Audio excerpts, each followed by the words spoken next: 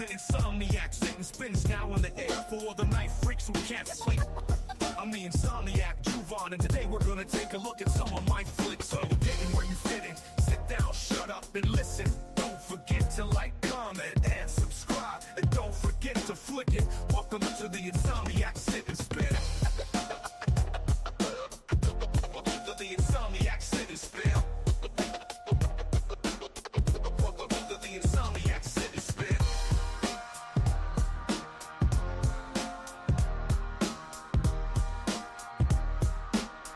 Welcome to the Insomniac Sit and Spin.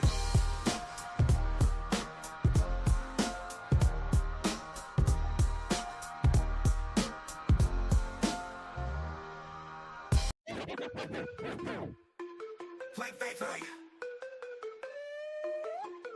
Late night, patty whack, give a dog a bone. Grab a snack, sit right back and never be alone. It's time for Insomniac Sit and Spin, a night live stream and a gathering of friends. Insomniac Sit and Spin is about to start, so come on in and do your part. Juvan's Night Flicks is the channel you seek for new knife reviews and a show every week. Fight.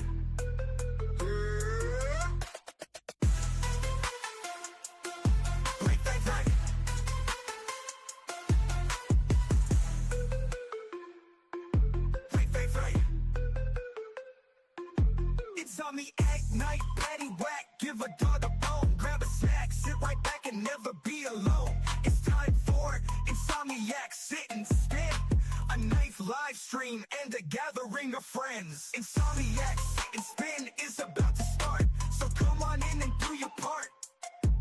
Juvan's Night Flicks is the channel you seek for new knife reviews and a show every week. Fight.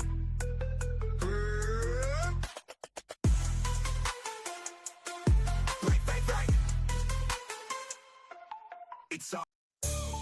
Yeah. You vibes in the word. What a wait.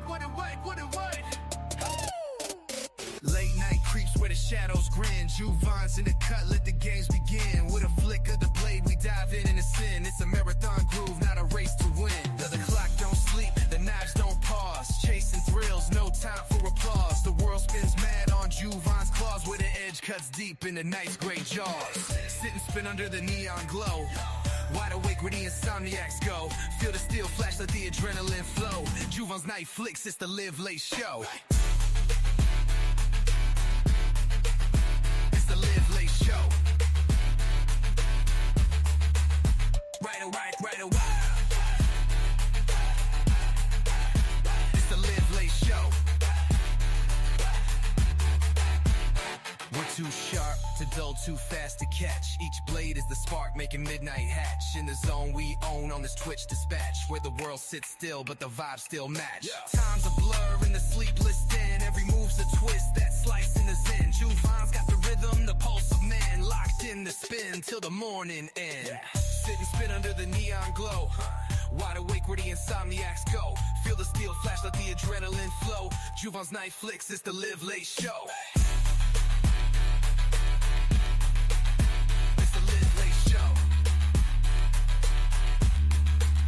With a wake, with a ride. It's the live late show. It's the live late show. Yeah. It's the live late show. Yeah. Till the morning.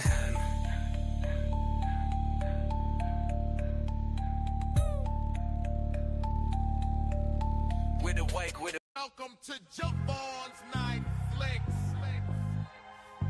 Welcome to Juvan's Night Flicks.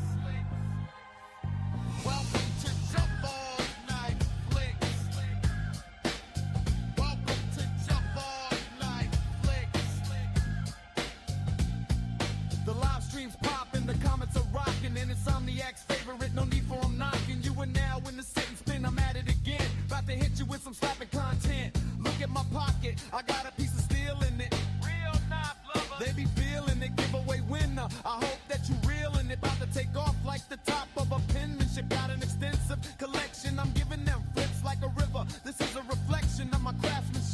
and I am the captain. If it ain't 3V, then it's ABL. Saying AD2, then it's Kush as well. It's hard to sell, they starve to swell. So pardon yourself, you caught in your cell. I might as well carry 2 knives for one job. Out the front, and the other is a hawk. Chilling with Hawk, cutting the box. The comment is popping, it's full of the ops. Welcome to Javon Night Flicks. Welcome to Javon Night Flicks. Welcome to Javon Night Flicks. Welcome to Javon Night Flicks. I have insomnia, I know what the hell I'ma do. Might just watch me some Javon on YouTube. Flip on the flicks, just sit and consume. Grabbing my knife and I'm flipping it too. Up on the screen, I'll be seeing the crew. My daily carry is sharp and it's true. It is a purpose, so what do you do? If you are new, then let me tell you. Welcome to Javon Night Flicks. Welcome to Javon Night Flicks. Welcome to Javon Night Flicks. Welcome to Javon. It went up. It's left a little bit, but are you high on cigarettes? And when that stuff runs out, you're gonna wanna make it. Are you high on cigarettes? Let's watch Juvon's weirdness and get high on cigarettes. Let's watch Juvon's weirdness and get high on cigarettes. Let's watch Juvon's weirdness and get high on cigarettes. Let's watch Juvon's weirdness and get high on cigarettes. Do you know that you're right or wrong? Do you know that you're right or wrong? Do you know that you're right or wrong? Do you know that you're right or wrong? He don't smoke 'em, but he loves it when you do. That's why he's high on cigarettes. And if you find him, you should light him up a few. He's getting high on cigarettes. Let's watch Juvon's weirdness and get high on cigarettes.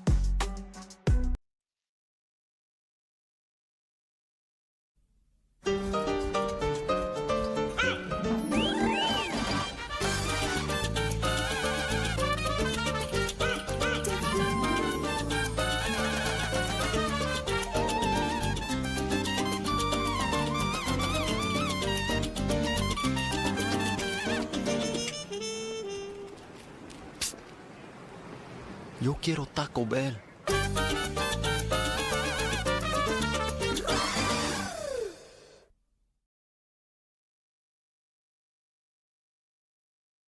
What's up? What's up? We got a problem right out of the gate. A mom called. That's why the intro went long. Y'all sit tight while I struggle.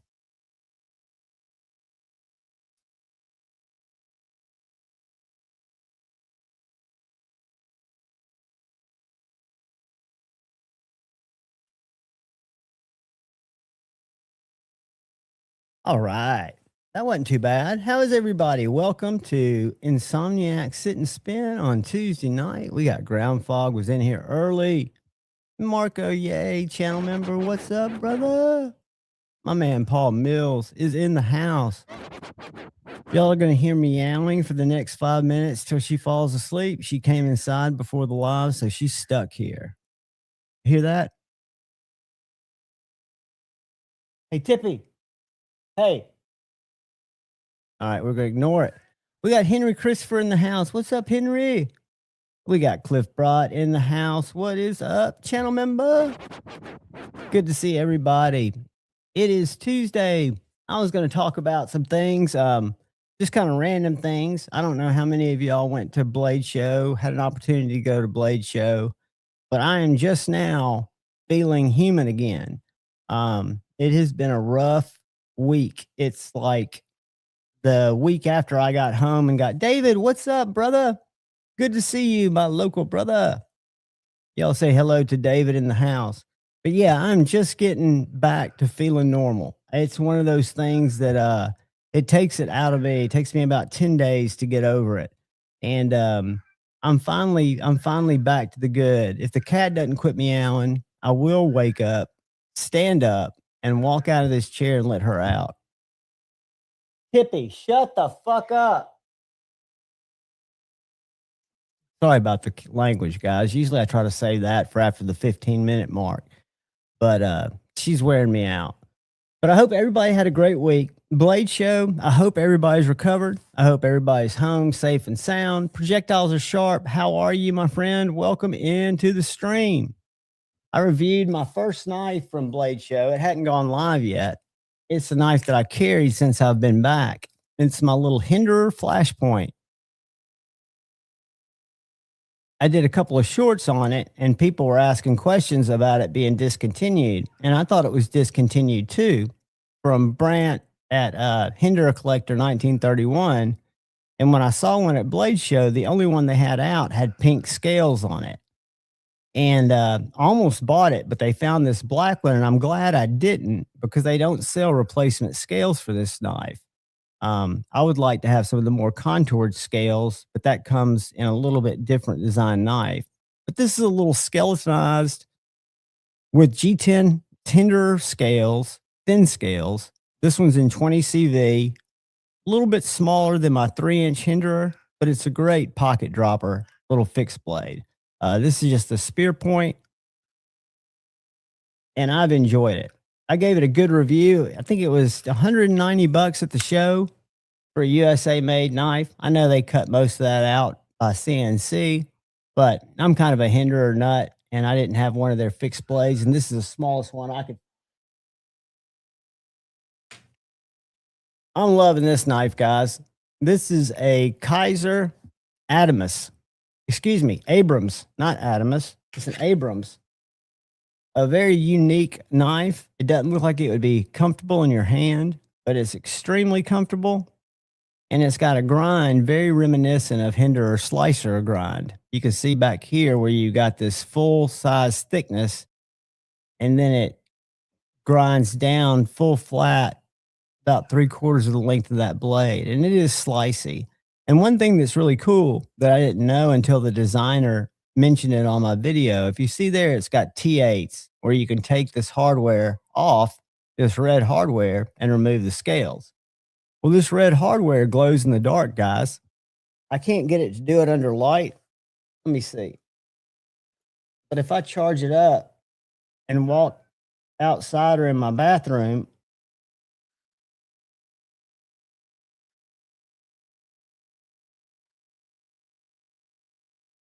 it glows like a mofo. But I thought that was a cool touch. I know it's kind of whimsical, but this knife is probably 6.5 inches overall. 3V. I think it's 3V. 3V with the DLC coating, matte DLC. Really good knife. I've enjoyed carrying it. I think it could do a lot more than I put it through. I think it would be great around a campfire if you're making a little fire with the feather sticking, shit like that. But it's a great knife. I've got several that are getting ready to go into the rotation for testing. And one of them, I've been talking to the guy on Instagram. His name's Cody Cooper. Not Your Average Cooper is the name of his company. But he's the one who I bought this little custom minnow from at Blade Show. He's from up around Littleton, Colorado, which is a very artsy part of Colorado, and he's a knife maker. He doesn't make small knives. Most of the knives he makes are much larger, 12-inch bowies with beautiful sheaths. But this little guy is a gem, and I'm going to have him as a guest on a Friday Night Flicks to let us show off some of his work and talk about what he does. I figured I'd pull up his Instagram real quick before I go let this cat out, because she's about to drive me fucking up a wall. Hold on, guys. I hope a coyote gets her, and I do mean that. Be right back.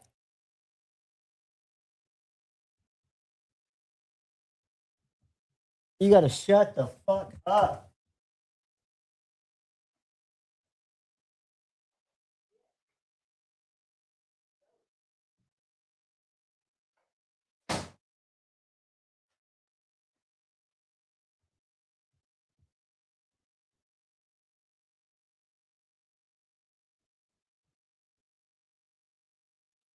Rest in peace, Tippy. Anywho, yeah, Puck hasn't been back since Blade Show. He bailed, I guess because my mom was around. What's up, Neil?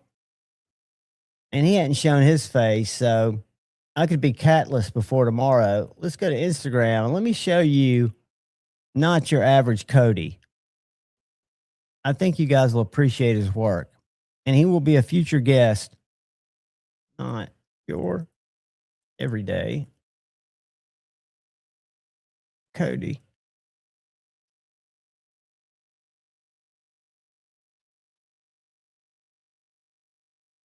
All right. It would make sense.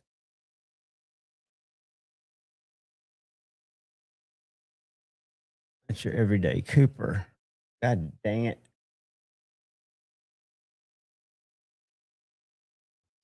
I hate when I type things wrong.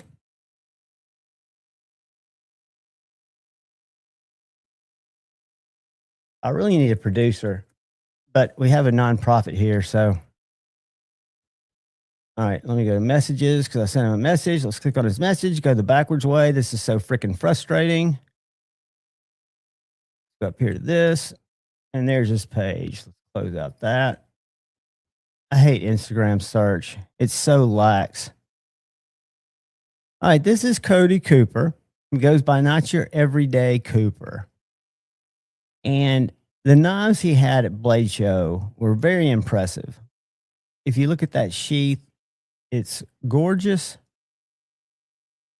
stunning, and the knife that went in it had some ray, some snake. The guy is an absolute artisan. That was his booth at Blade Show, which shows a lot of his different implements. They're the little minnows. And he had these friction folders. Look at those kitchen knives. That little friction folder there and there. Those were really cool. They're the minnows. He had either clip points or drop points. I chose a drop point. That's him. Super nice guy. I mean, he's kind of whimsical.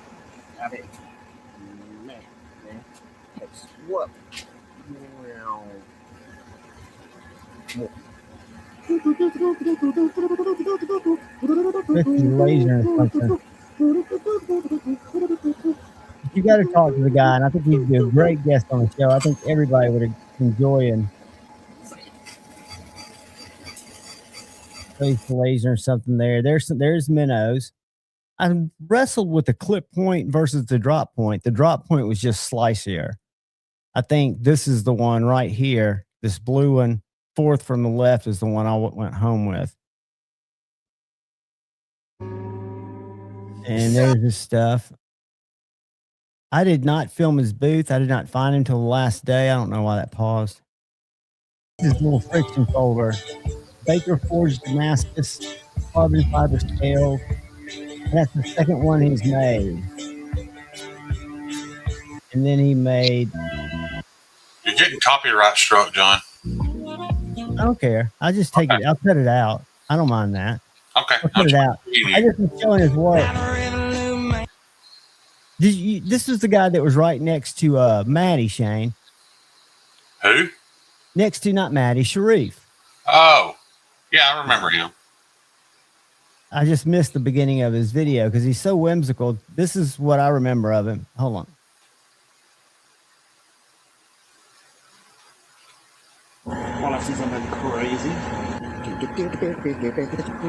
He's about to laser something, Shane. That's as easy as it is for Kate to use the laser. Cliff, David, what's up, guys? Cheeto, yeah, Neil, what's up, Neil? Snakes in the grass. Look at that shit. I'm on mute as shit. But I want to have him on. He lives up in Colorado. Really nice guy. And I think he's got an interesting name. Not Your Average Cooper. He makes interesting knives. That's the sheath he made 7 years ago. What's up, Bugsy? Bugsy. Bugsy's busy tonight. I sent him a link. Look at that, dude. There's your dagger. I don't want to be on a live stream with anybody till we get Ethan Rogers on. And I don't even know if I'm willing to share Ethan with the rest of the world. We're introducing Ethan to the rest of the world. He and I have been incommunicado. I haven't thrown that back out to him. Look at this little guy. See, you could make stuff like that for your prick. I put your prick up and somebody Well, that's actually a good idea. look at that. Yeah. I want to see him pull it out. That is the very next knife I'm starting. I've got to get Paul Mills, his prick, and Cheeto's 2 pricks. And I got a prick ordered off of Facebook. So I got to get those. My prick is a classic prick. And I want you to see the comment. I replied to the guy's comment. He goes, why do you need a prick, a shank at 67 HRC? I said it was a scrap. Why would I not want it at 67 HRC? Look at this. Let me find it. There it is. Nope, that's not it. Hold on. Hold on, slow internet. Where's that prick? Where's that long, skinny bitch? I don't even remember. I made a video on it. That thing's ugly as shit, John. I wasn't planning on showing it. Dude, it's so cool. Is this the ultimate self-defense EDC? Check this out. Can y'all see that? Hey, guys. Javon's Knife Flicks. All right, let's do this. And your voice sounded really weird. I'll make it bigger. What up, Kyle? Yeah, because I'm using my...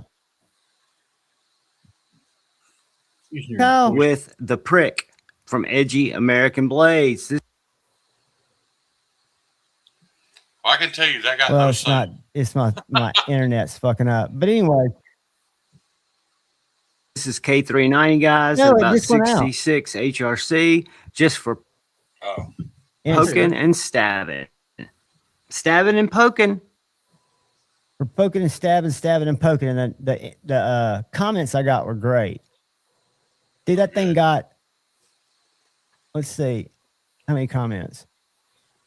And people were like, you don't need a shank that strong. I was like, of course not, but I've got one. Exactly. We don't need knives that hard either most of the time. 1,884 views, 6 comments. What's up, Tristan? What's up, guys? Let's see. Toddy, Tristan, Mills, Marco, Bugsy, Cheeto, Neil. Thank you for taking time, Neil. I know Warcraft is busy. Neil don't play Warcraft, Kyle. Oh, my bad. You know what that is? What? That's show prep, baby. That's what? Show prep. You got notes. You got talking points. I always have show prep. I've already done number 1. I don't have my nice pencil to scratch it off. So You always do it and you're still this shitty? Yes, I'm playing shittiness, dude. I've told you that. It's not just a fluke that I'm this shitty. This takes work. I actually shaved with a razor today, and now looking at it, I look kind of odd. You know what the trick is when you start shaving with the razor? I'm used to having at least a little bit of stubble, but What you need to do to yourself is after you get yourself clean, shave once against the grain where it doesn't feel right. It'll keep you from getting ingrown hairs. Take that from somebody who let their face grow too long and then shaved regularly. David, I've got the prick has been redesigned. So John The prick is now a knife. I ran that one a day late and $1 short. Not necessarily. No, that's a different. Right, but I'll get with you on that, buddy. It's more like a fine-tuned chisel now. That's more effective. It'd probably poke through a football helmet. It's a lot prettier now, that's for sure. I was going to ask you guys, and this is not to be sarcastic, but have y'all seen, I was inundated with emails from Traditional Pocket Knives today about the Jack Wolf Gateway Fix. No. Guess what that is? Gateway Fix. I don't know, but you're probably going to tell us, aren't you? I am. Todd, you have to provide your own condom. And you tell me what this means. It's a fixed blade that looks like a little clip point. Yeah.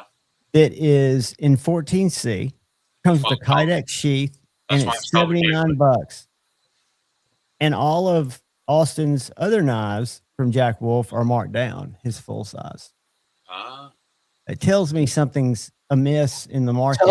Tells me that he has completely obliterated his market for premium knives, and he ran through that way too fast because he was going crazy with his drops and releases over the past 2 years. I think strategically, you are probably 100% correct. He flooded the market. This is the email I got. I'm going to share you because I had a nice talk with Austin at Traditional Pocket Knives. I like Austin's that fella. a good dude. Even though we don't see eye to eye on a lot of stuff, but this is it right here. I don't know if y'all can see that. I bet you would. Austin's a good dude. Very nice guy. I mean, we used to work together. But $84.99. He's only 30 minutes from me. Is he really? Yep. Where? I didn't know that. I thought he was, for some reason, I thought he was in Kentucky. Is he in Kentucky? No. Are you like close to the Kentucky border? I'm like an hour and a half from the border. Okay, so he's in Ohio? Yeah. So, Kyle, you're saying you're Appalachia adjacent? No, they're neighbors. I'm actually. That's the east side of the state, isn't it? No, that's the southeast part of the state. We're civilized up here. So look at this picture. Can y'all see this? Dr. Drew just dropped another banger and nobody got it. Shame I'm not on looking at the chat. I'm sorry. Oh, I see it now. Yeah. How many that he created, or you mean? I hear. But look at this. You've got, and I'm putting myself in a buyer seat. You've got the same artist making a box. You do have a Kydex sheet. And then right to the right of it, you've got the Pioneer fixed DDC for $234 in a better blade steel with a very similar handle. Is it a better blade steel, or are you assuming that? I said assumed better blade steel because it's assumedly S90V. I think the thickness is the same. They're both hollow grinds. Right. If it was me and I was going to try one out, I would buy the Gateway.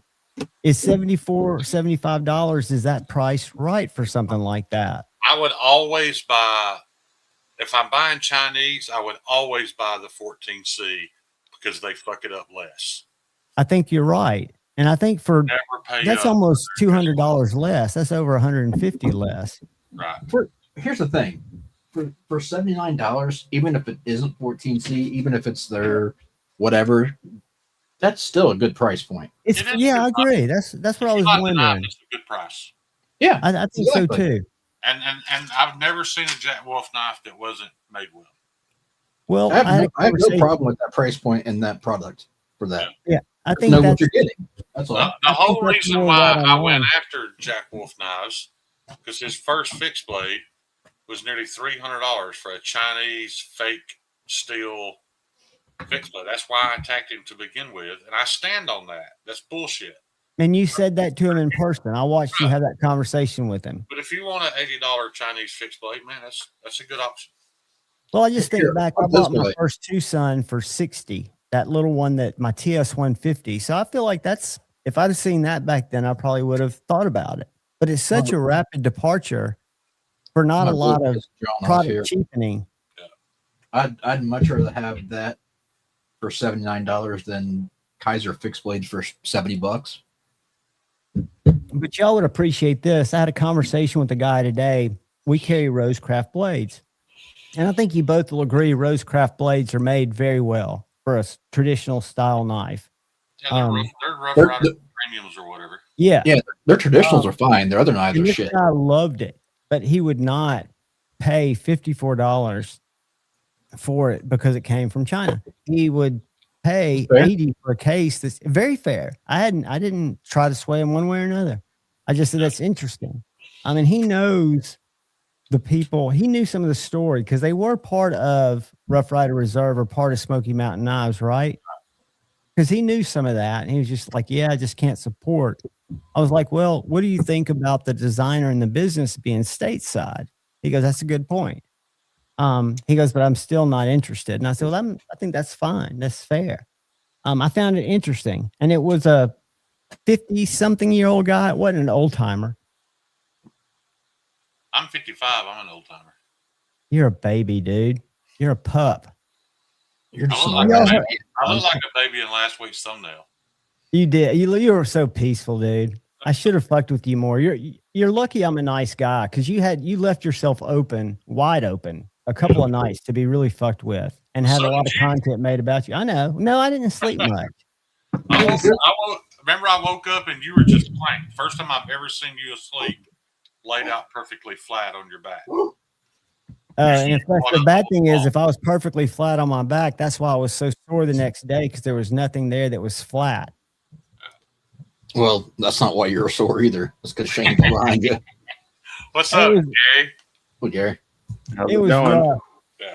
Have you recovered, Gary? That's how we started tonight. If everybody recovered from Blade Show. Well, Blade Show wasn't too hard to recover from, but I did a whirlwind trip up to Central Maine and back in like 30 hours. So I'm recovering. I think I'm now recovering from that. Oh, wow. How far a drive is that, Gary? That's like 8 hours. Oh, so you didn't take the Tesla then? I would have, but my wife has that in Arkansas. Oh, okay. So she drove it to Arkansas? Yeah. Oh, it'll drive itself, Shane, to a charging I know it will. station. I've just always wondered. I'm one of those people. I'm always concerned about running out of things, and I obsess over it and get anxious over it. I would have a lot of adjusting to do to know, okay, I have to stop here because there's a charging. I understand it's doable. Well, it blinks for you and it takes you there pretty much. But I would just every time I saw that battery percentage click down, I would freak out about it. Shane, you're made for a carburetor, brother. Don't feel bad. Right. You're right. You're where you're supposed to be. But people find this hard to believe, but I am a huge proponent of Tesla and other electric vehicles as your second car. I don't think that's all you should own. I mean, you could, but I don't think that's a great idea. I don't think it's great to pass laws where that's all you can buy. But I think they definitely serve a purpose, and they have a niche that they fill. Like my wife could easily own an electric car and get by just fine. She drives like 12 miles a day round trip. It would be excellent for her. Even when she goes on long trips, it's to Chattanooga, and that's 90 miles from here. Right. She would be a perfect candidate for an electric car. Gary, were you meeting a prospective dealer up in Maine, or was it a different business trip or pleasure? No, it was actually a funeral for a friend's parent. I wasn't super close to the person, but it was more just to support them. Right. I understand. I was going to say that's the worst part of getting old, man. Is it seems like there's a funeral every time you turn around. You've got to learn, and this is selfish. I have a hard time with funerals. I have a hard time with that part of the journey. I'm not a big, like when I've got a box over here that the widow of my best friend, the best man at my wedding, who passed away about 6 months ago, she sent me. And I know it's a bunch of our old band memorabilia and a bunch of stuff, and I haven't opened it yet. It's sitting off to my right, perfectly boxed up, and I just don't have it in me. I don't feel like I owe it to open it yet. I will. I just don't deal with that well. This is a bad thing, Gary. This dude was wealthy. There could be $1 million in that box, and John hadn't opened it yet. It'll be there. It'll be there. But what I was going to tell Gary is they just at Knives and More, they bought 4. Shane, you'll think this is cool. Remember we were talking about that island that they might put between where I stand and where they stand? They bought 4 like jewelry cases that'll hold. They're going to put the Randall collection in half of them. But we've picked up, I don't know how much square footage you'd make that. I want you to reach out to me and let me get your logistics if you wanted to be a dealer there. Who? Gary. Because Gary, at one time we talked about, I know Kate had asked me about it. I think we just picked up some space. Okay. I don't know what they're going to do with it, but I'd love to be able to get in front of them and say, remember. Y'all bought 4 jewelry cases to store $50,000 worth of $180. No, that's what's going to go in there now, which is going to hush and let me finish. Okay, I'm sorry. I had a good joke. Said y'all bought 4 jewelry cases to store $50,000 worth of $180 worth of 1095. Well, no. That's where they're Yes, going to you did. initially That's go. exactly what you just said. We're going That's to put what the Randalls in one of them. they're going to put them in one of them, which will fill up that other cabinet, which is right next to the Striders, the Hinderers, the I was being Medfords. sarcastic, John. And you're It's right. just they don't have enough space there for what they've got. They've got, and I can't say they've got too many cases because that brings a lot of people in there. It's something that I'm just totally uncomfortable with. I closed today for the first time, and I was greeted at 5 o'clock with a family looking for a set of kitchen knives. How ironic is that? Guess what they left with? Hang on. Rada. No, they're coming to talk to Tate tomorrow. They talked to Tate earlier today, and what he wanted to do was buy a Wusthof block and put freaking Dexter knives in it. And I'm thinking about Steve Clarey going, "You did what?" And I said, "You don't want to buy all your knives aren't going to fit perfectly in there. Just don't do it. We can probably get you those knives in a block. Come back tomorrow." Those Benchmade chef's knives look nice, but They're way too overpriced way overpriced for what you they can buy are. a knife. I mean, I think they're not much cheaper than yours, are they, Gary? They're not. No, I think they might even be more. more. And they're not, in my opinion, they're not very well designed. I think they're pretty. I love the color contrast. I think they're pretty. Well, But it's for that G10, price, you know? yeah. Did you see Gary's Dutchcraft video on the folklore? I did. I saw them tear up your knife, Gary. But I thought that was very well done, and I thought it was very informative because I feel like people walked away from that knowing the sacrifice that you make and the performance that you gain from MagnaCut to MagnaMax. I would have been happy if that'd been my knife. I'll say I that. thought it was I thought it put it all in a positive light. I didn't see it. I was happy with it. I was happy with what they did. Yeah, I was fine with it. I don't think anyone in real life's ever going to put a knife through that. Ever. Well, probably not. There's a handful of people out there that may, and that's okay. But if somebody told me, said, "Hey, man, I want a knife I can baton through some hardwood," I would sell them the MagnaCut before I sold them the MagnaMax. Has it all they blown up really your... showed was, I think they did a good job of showing different steels have different purposes. Absolutely. Yeah. Absolutely. Have you had a big uptick, Gary, from that video? Not like when they did the MagnaCut one. Really? When they did, yeah. Well, that was sort of like peak COVID. Right. And like my online store, it was just and there hadn't been a new steel for a while, really. Like there was S30V, S35, S45, but those were all sort of just variations on the same theme. So, like my online store, I had pre-orders for $35. You could pre-order, and it was like ding, ding, ding, ding. Like the orders were just flying in. Not as much this time, although a lot of people ended up buying a MagnaCut Mako more than the Folklore. So I sold more of the Makos. Well, about the same. Well, more Makos. Well, my thought would be that the people that watch that for their daily use are more apt to reach for a Mako style knife than a Folklore, even though the Folklore is a great knife, but it's a larger knife. A purpose knife. It's a larger price too. Exactly. It's $425 for that knife.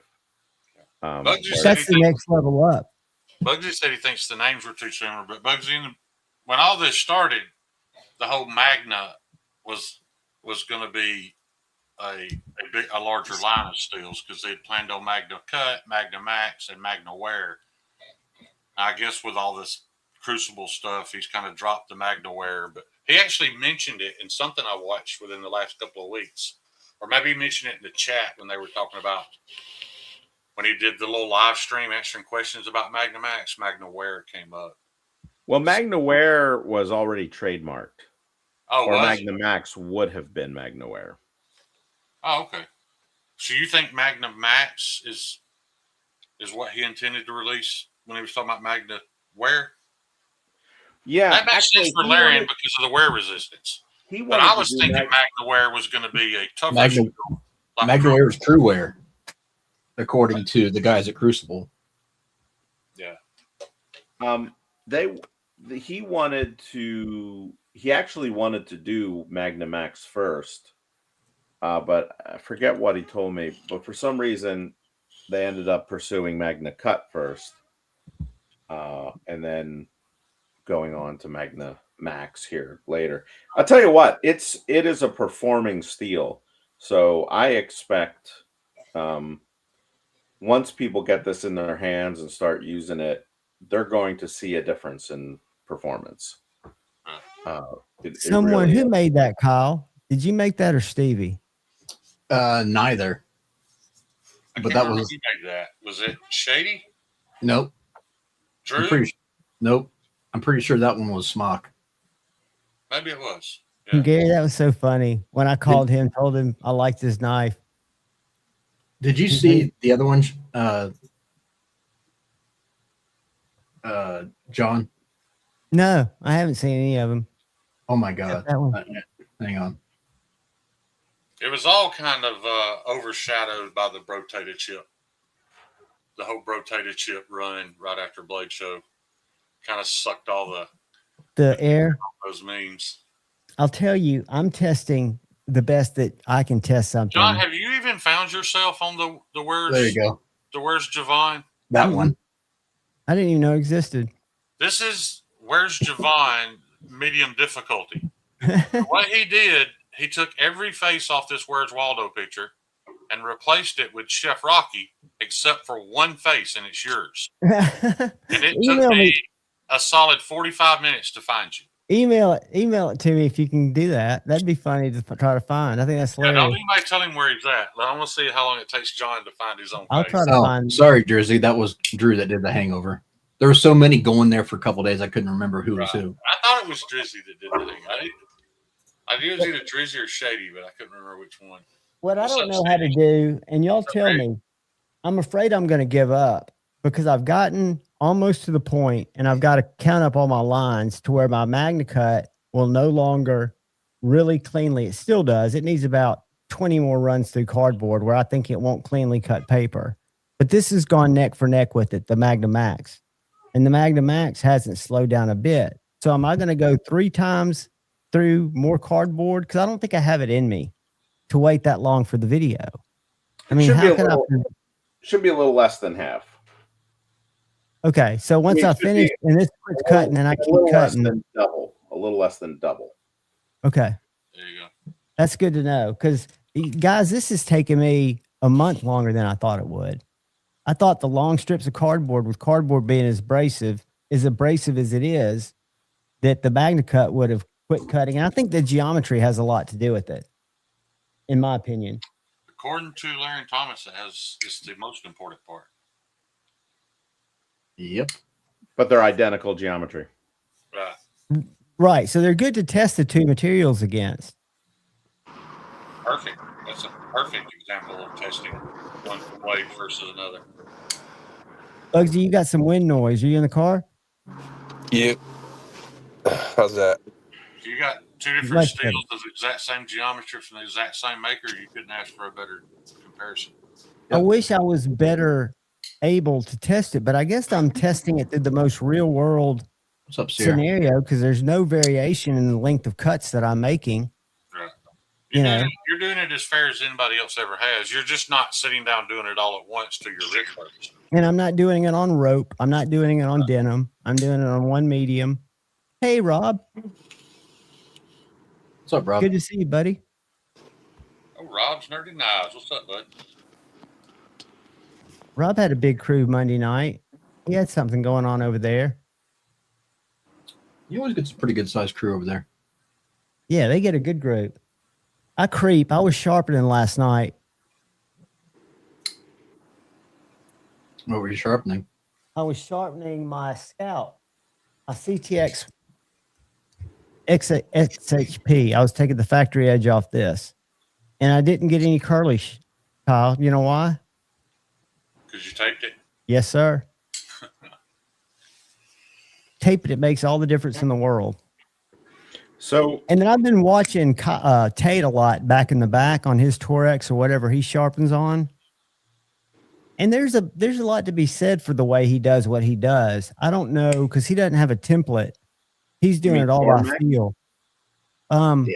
One side's got a sanding wheel and one side's got a buffing wheel. And it's a big, like it's bigger than That's not a Tornec. It's a bigger unit than that. Is it just a buffer? Shane, what is it? I don't remember. I'm sorry. I've never even read the name on the machine. And he's got another machine that's a slack belt, and then he's got something that sharpens scissors that's like a cylinder. Well, I tried to sharpen my first pair of scissors and was scared to death for some reason. And knock on wood, but I absolutely nailed it first try on a belt on my grinder. Of course, I had it turned way down, but sharpening scissors is the easiest way to do it. Just freehand on a stone. It takes less than 3 minutes. I did it on a Scotch-Brite belt. Even if you're having to take out chips, Kyle, because a lot of the ones that come in from they're usually groomers, mobile groomers, and a couple of hairstylists that bring theirs in. They usually have a lot more wear to them than I wouldn't expect. And maybe it's the type of hair. I don't know. They're just. Well, they're probably not great steels. Yeah. Most of them aren't. And most of the knives that we sharpen from people that live in multi-million-dollar homes are not good knives. I saw some really good scissors at the Blade Show this year. Did you? I didn't see any scissors. Yeah, I've seen a couple people with them. I told everybody this. I saw less at Blade Show this year than I've ever seen. And that's not a knock against Blade Show or that it was any lesser. I can't even explain why. I went to the same tables over and over. Like, I bet I went by Gary's table 5 times. I think I only caught him there once. Because you were sitting right behind it. Right. I went to Cherie's table several times. I went to JT's Custom Knives several times. I just didn't browse and it wasn't by plan or on purpose. I just didn't browse near as much as I did the same thing. And I spent time at those tables and past that. I had more comments. We kind of know what's going to be there. So it went by very fast this year. Like, it seemed like we got in there. It felt like 15 minutes later I was hungry. We ate some Chick-fil-A, and it felt like an hour later we were leaving to go to dinner. That's because you got in 2 hours before me. It wasn't quite as short for me. It would be the other way around. But so I brought up an interesting point. I just posted that. Sorry. Go ahead, John. He said, "Why the mule team from Spyderco is so great? Wish they would release new ones. They're still Magnacut Magnamax." The reason I'm bringing that up is I don't remember who it was, but somebody was checking the mules, and some of them were different. Was it you? It was Pete. Pete. Yeah, and some of them were different thicknesses, which would mean that slightly different geometry, I assume. But why in the world would they do that? Pete's result, too, though, was Magnacut and the mule outcut everything, including K390, including other stuff. And that's what I was wondering. I never got to see the thickness measurements. And Gary, you might be a good person to answer this. Do you think maybe they ran the Magnacut thinner because they could, because of its toughness? I don't know that they did that. Pete said, well, Kyle said it's Pete. I'm saying he did the testing. I don't know if he's the one that said the thickness. Okay, yeah, because I don't think it was Pete I heard that from. But I remember somebody micing them and realizing that some of the different steels were in different thickness, different stock. Yeah, it may have just been one steel that's different. I don't remember the details. I just remember him saying he was shocked because 2 of them that he measured were not the same thickness. John, do you have a mule?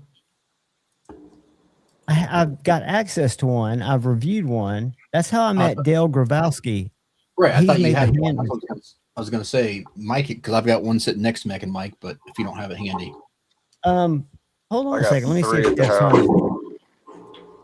Hold on. I can't put you on mute yet.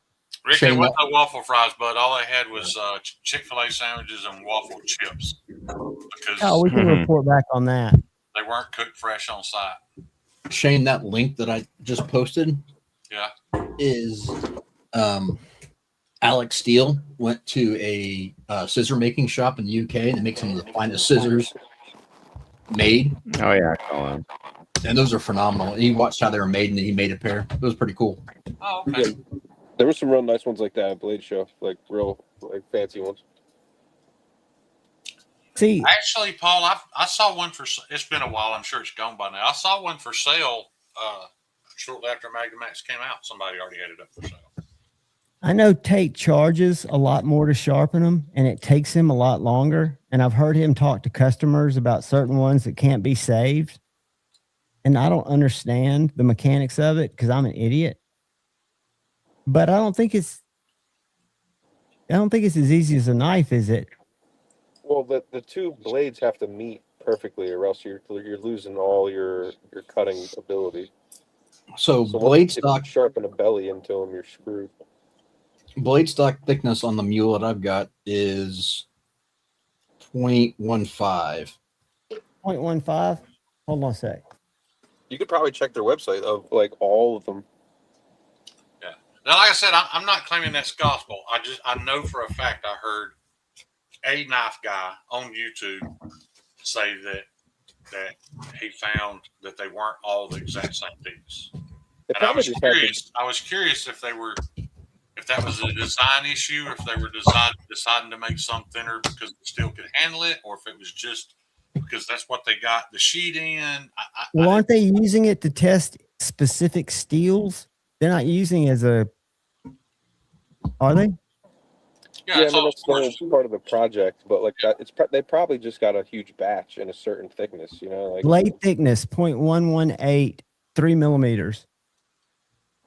Oh, you're talking right directly the thickest part at the spine, right where it meets. Hold on, the straight spine, SPY 27. I'm seeing if these are the same. 0.118, 3 millimeters. I'm just reading off Spyderco's site of the different ones. Oh, okay. Magnamax. Let's see what Magnamax is. They're all 0.118, 3 millimeters. Let me see. K294. What's that? That's what I've got.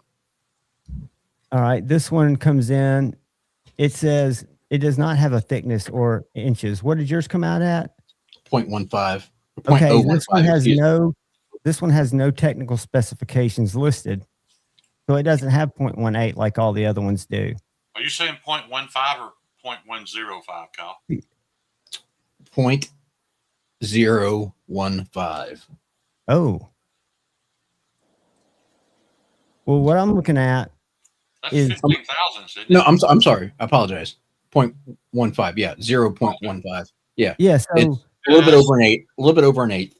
So that's significantly thicker. See this one right here? All of them are 0.118 until you go to the one that Kyle is testing. And if you pull it up, this K294, it has no dimensions listed. Right. Let me get behind the edge thickness on that to tell you, Shane.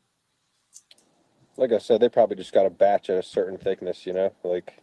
Or they roll the steels at different thicknesses. And that's not saying that it's not still a good media to test by. I just thought it was curious that somebody had found one that was a different thickness. AEBL. They've got Z12 Ultra, 19C27, Magnamax Hick Z-Wear. I don't see AEBL. Todd, they don't have AEBL on the site. Gary, do you ever buy from Alpha Knife Supply?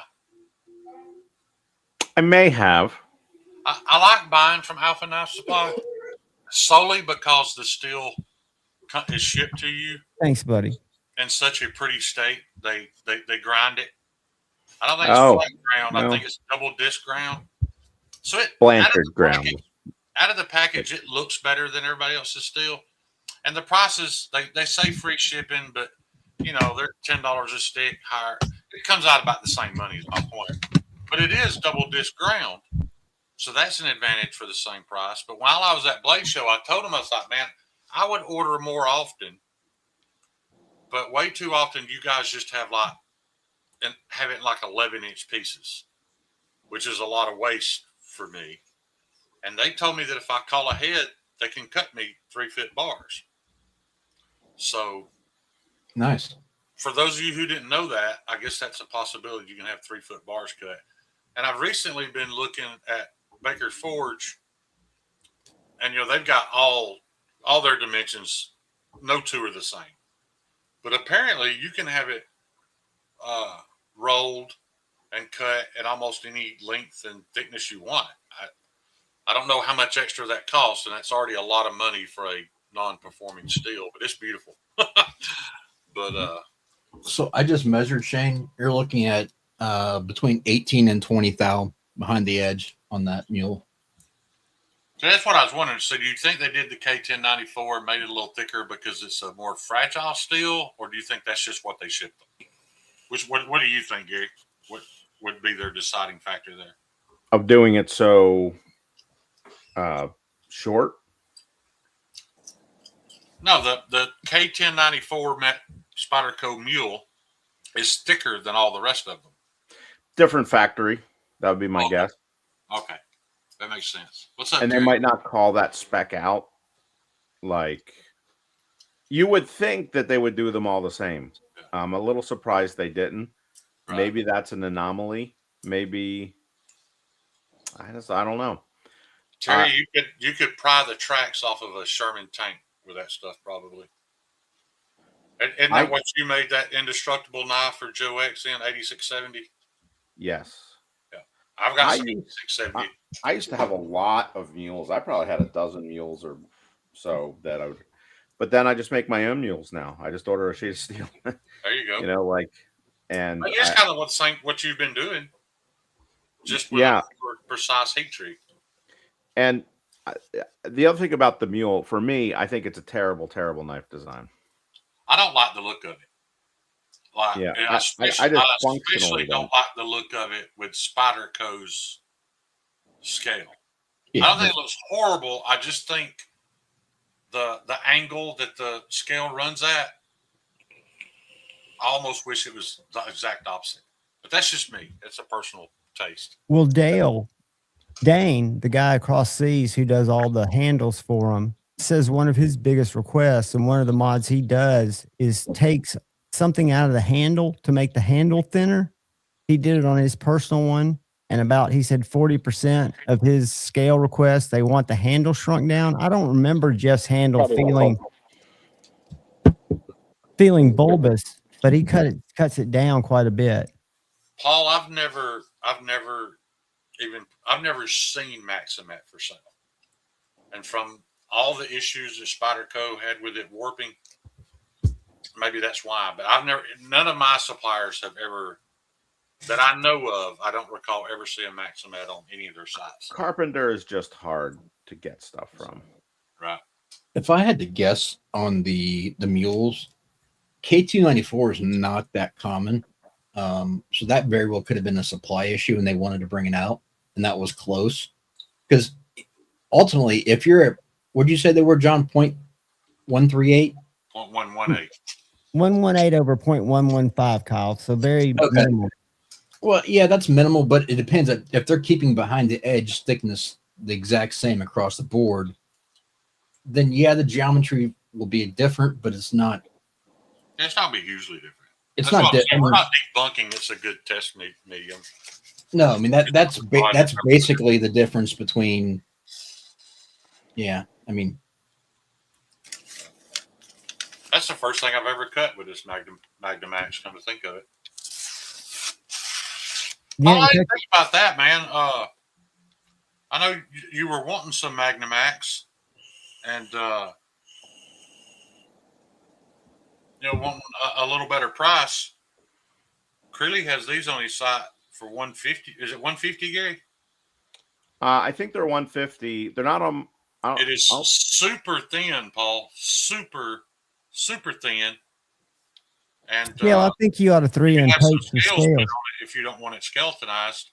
Then you could have some Magnum Max for a lesser, a little lesser price. I'd even be willing to scale it for you if you want. I forgot all about that when we were discussing the price differences. And I saw That's yours. an But I option. never, Todd, There's a PM version of 8670. A what? Thoughts Medical. PM. Oh, is there? Why? No, I don't know if there is. Oh. Or is it? Or is he talking to somebody named PM? No, he's saying thoughts, and it's supposed to be on. His keyboard is off. Instead of PM, it's ON. Okay. Oh. I don't think there's a PM. Okay. All right. Todd, 0.15 versus 0.138 or 118, excuse me. Joanne's paying yours as a mule. They had at Spyderco a PM2 in. What's that noise? let me see. I'm gonna find out. Hold on. Oh, it's horrible. It's not Kyle. Hold on. I don't hear it anymore. So, Bugsy. yeah, Bugsy's audio bugging out. Bugsy, your audio, you're gonna have to pop out and pop back in, buddy. You've lost your audio. You might not be able to hear us. It sounds like the aliens are contacting It us. does sound like the aliens are contacting us. Sorry So- about that. Go ahead. at Blade Show they had they had, I think it was a PM2 in Maximet second for like $100. Yeah. Yeah. Yeah, I bought a Manix second. No, I'm sorry, a pair of 3 second for like $86 at Blade Show a few years I bought ago. a native 15V second for $100. That's a good price. I'm getting ready to sell a PM2 in Maximet. That's basically freaking brand new for, I don't know, 170. Paul. Bugsy, you're still grindy somewhere. For some reason, you got grindy just a little while ago. Yeah, it sounds like somebody's twisting your audio cable. Remember how it used to do that? You could twist your headphone cable and it would screech at you. No cable on the iPhone. It sounds like he's got a throat, one of those Marlboro Man. 60 years. Yeah, I'll just peace. I'll catch you on.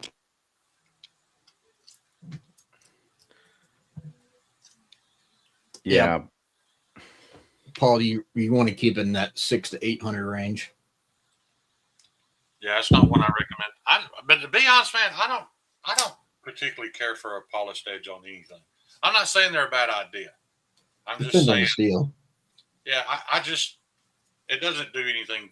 I think it's pretty, but I think a lot of it is visual appeal in terms of practical cutting and everyday use. You know, the juice isn't always worth the squeeze, but that's, I don't think, what it's about for people. No, but there are a few sharpeners out there that's all they do is because it creates more drama or creates more interest in the people who are collectors and are never going to use their stuff, and they can charge more for it. I mean, I know there's a lot of guys are all about that Instagram picture where you can read. Yeah, I was going to say, I know there's one or two that specifically that's all they do. Is Mike Erie one of them? What's his story? No, he's a grinder. But all his grinds are mirrored, it seems like. The ones I've seen. He just does special grinds for ProTech occasionally, and some of those will be mirrored or polished, but they're not. And he did TRMs too, and they were polished. This is a Mike Erie grind. Okay. I would call it satin. Yeah. I feel bad, guys. I don't know who Mike Erie is. Is he the guy that does those special grinds for ProTech? Yeah, that's right. Yeah. Okay. Yeah. And he brings about 15 of a knife like this in CPM 154 to Blade Show, and he sells them for $100. What? What? Yep. Sells them How for $100. quickly? He sells them out immediately. Why? And How he can does he it every make year. any money on that, Gary? It's like his It's his loss leader. Yeah, it's like let me get my table paid for sure. He could double he's it and not he'd getting probably his be table fine. paid for because there's not enough margin in that, is there? That's a good point. I mean, yeah, he's probably got these days. Well, he's probably got steel back when it was, $10 a pound. And he's probably not just selling those at Blade either. That's probably just bringing people over for the rush. Well, here's what Mike Erie does, from what I can tell. He sells a bunch of those. He used to be across from me, but now he's at the front right when you come in. He sells a bunch of those knives, and then he leaves his table and goes outside and smokes for the rest of Blade Show. That's best I can tell. That's his Blade Show plan. What is he in the 60, 80, 40, 60? What age range is he in? Broad. I would say he's in the 60s. Okay. So he's up there. He's done it for a while. Oh yeah. He's been doing it a long time. He's a known entity. He used to grind for a lot of other makers that would call their grinds his grinds, their grinds. That's how I've heard. I've heard of the Mike Erie grind more than I've heard of Mike Erie. But talking about smokers, there was a whole nother subculture that existed 24/7. It seemed like outside of where the pit is, even during Blade Show. I walked around one day just to stretch my legs and came back in that entrance where, what's his name had his food truck set up, and there were people back there hanging out, smoking all day long. And it wasn't anywhere close to the exhibit hall, which I thought was weird. It's tough. If you're going to go out there and smoke, you're going to lose the time it takes you to get there. Oh my God. But like I said, it was almost like a little gathering more than just people out there randomly smoking. It was like people like this Mike Erie guy that might have slipped off to have conversations with other people. It was like little mini meetings or mini bullshit sessions. Right. David, that's not needed. And when you're ready, hit me up. I'll give you an idea of what to get, but you don't need to get a ton. David, you can waste a lot of money, David. Listen to Kyle. Kyle saved me so much aggravation, and I'm still not there. Talk to Kyle. So I bought a sharpening device at Blade Show besides the 2TS props. Well, I didn't buy it at Blade Show. Actually, I bought it after Blade Show, but it's another Cutter Master. You got another one? I got another one. I didn't realize this, but I had machine number 3 and had input into telling them like what I liked and what I didn't, so on and so forth. But it's a resin bonded stone, and I've been going down and down and down in grit with my stones, and at this point, it's 100 grit. Nice. And I'm thinking, with these resin bonded stones, they're in water. Like there's a wet sponge that kind of cleans them off and keeps them cool. The thing about the resin bonded is if you bear into it, that's like 100, maybe even a little less, maybe like 200, 100, 200. But if you go a light touch, it's as if you have another stone. And then you get like 600 out of it. Yep. And, so what I'm thinking is hit it on the 100, do a few light passes to flip the burr a couple times, and then onto my emulsion, and that's going to be it. The 400 resin bonded stone is acting like a 1200 to me. Well, it depends. Are they FIPA rated, like F rated? Is it F400? I don't know.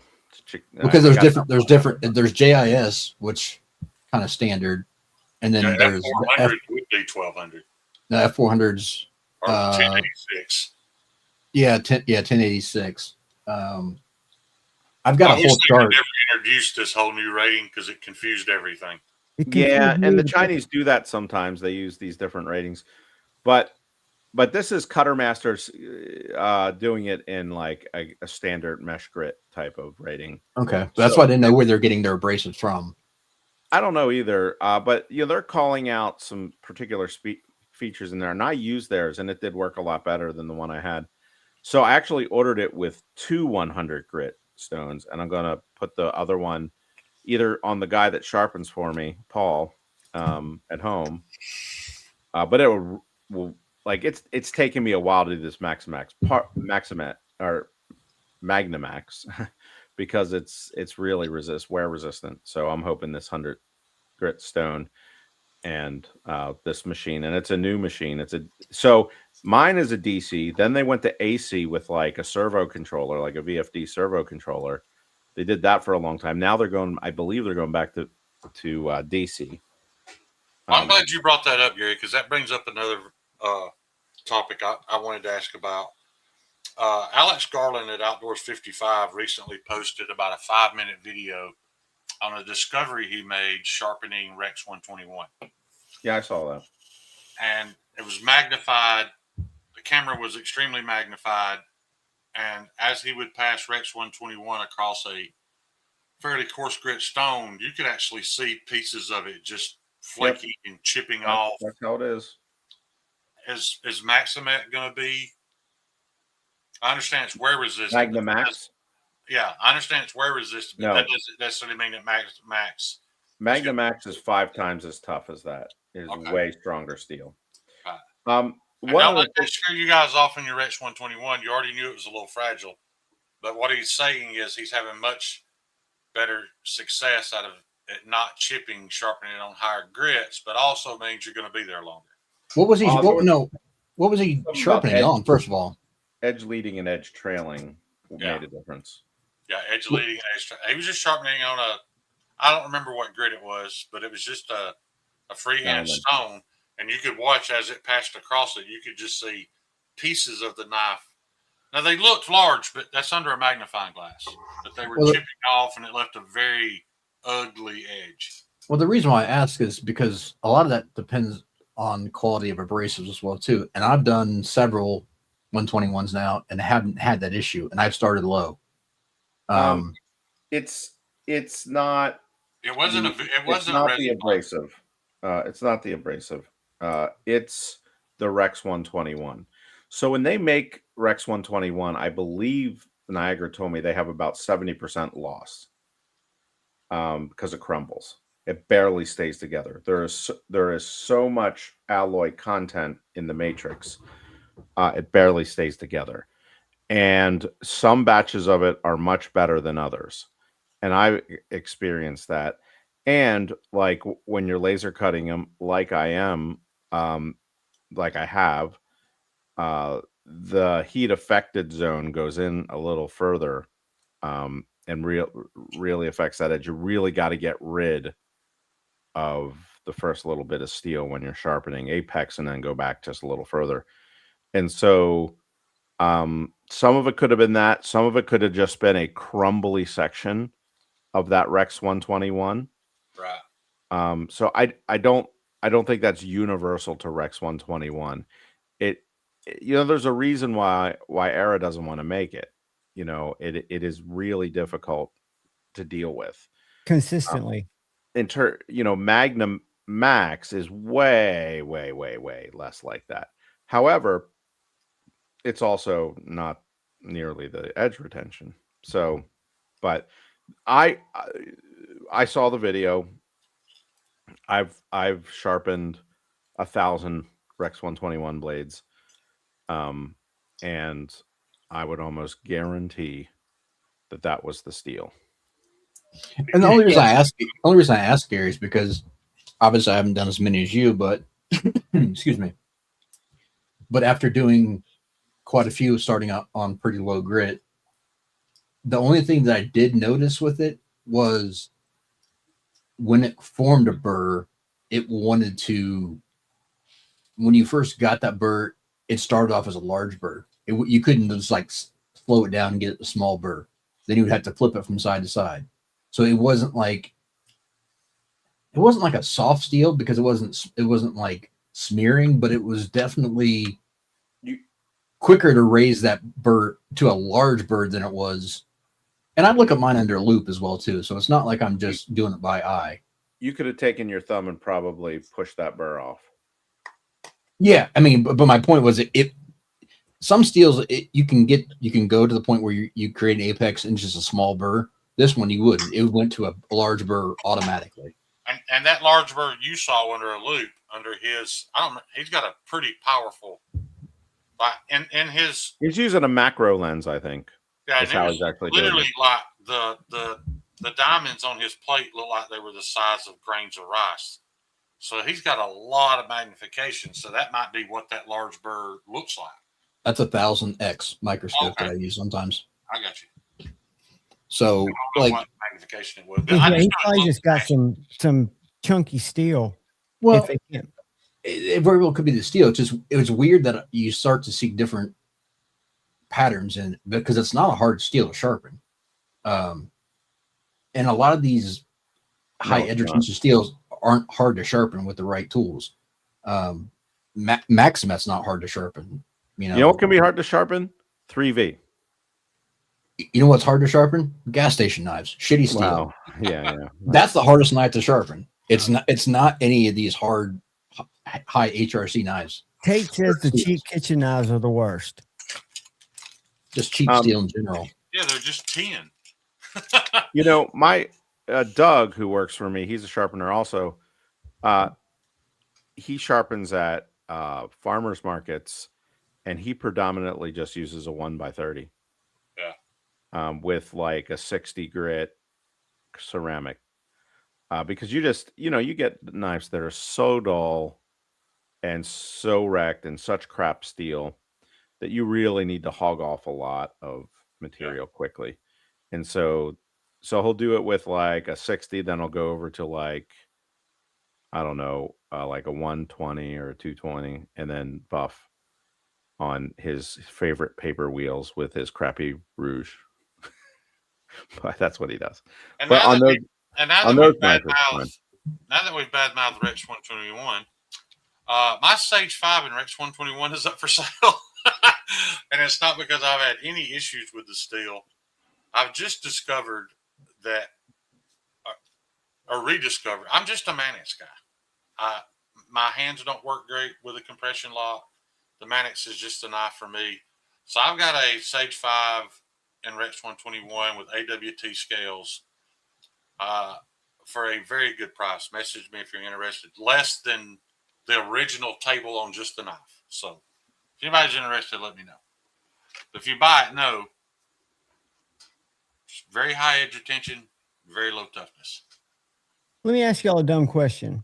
With what we know about Magnamax taking longer to grind, according to ProTech, and everything we know about finishing it as a maker, that stands to reason that as a rookie TS Prof sharpening guy, even with the proper tools, Kyle, it's going to be harder for me to sharpen, right?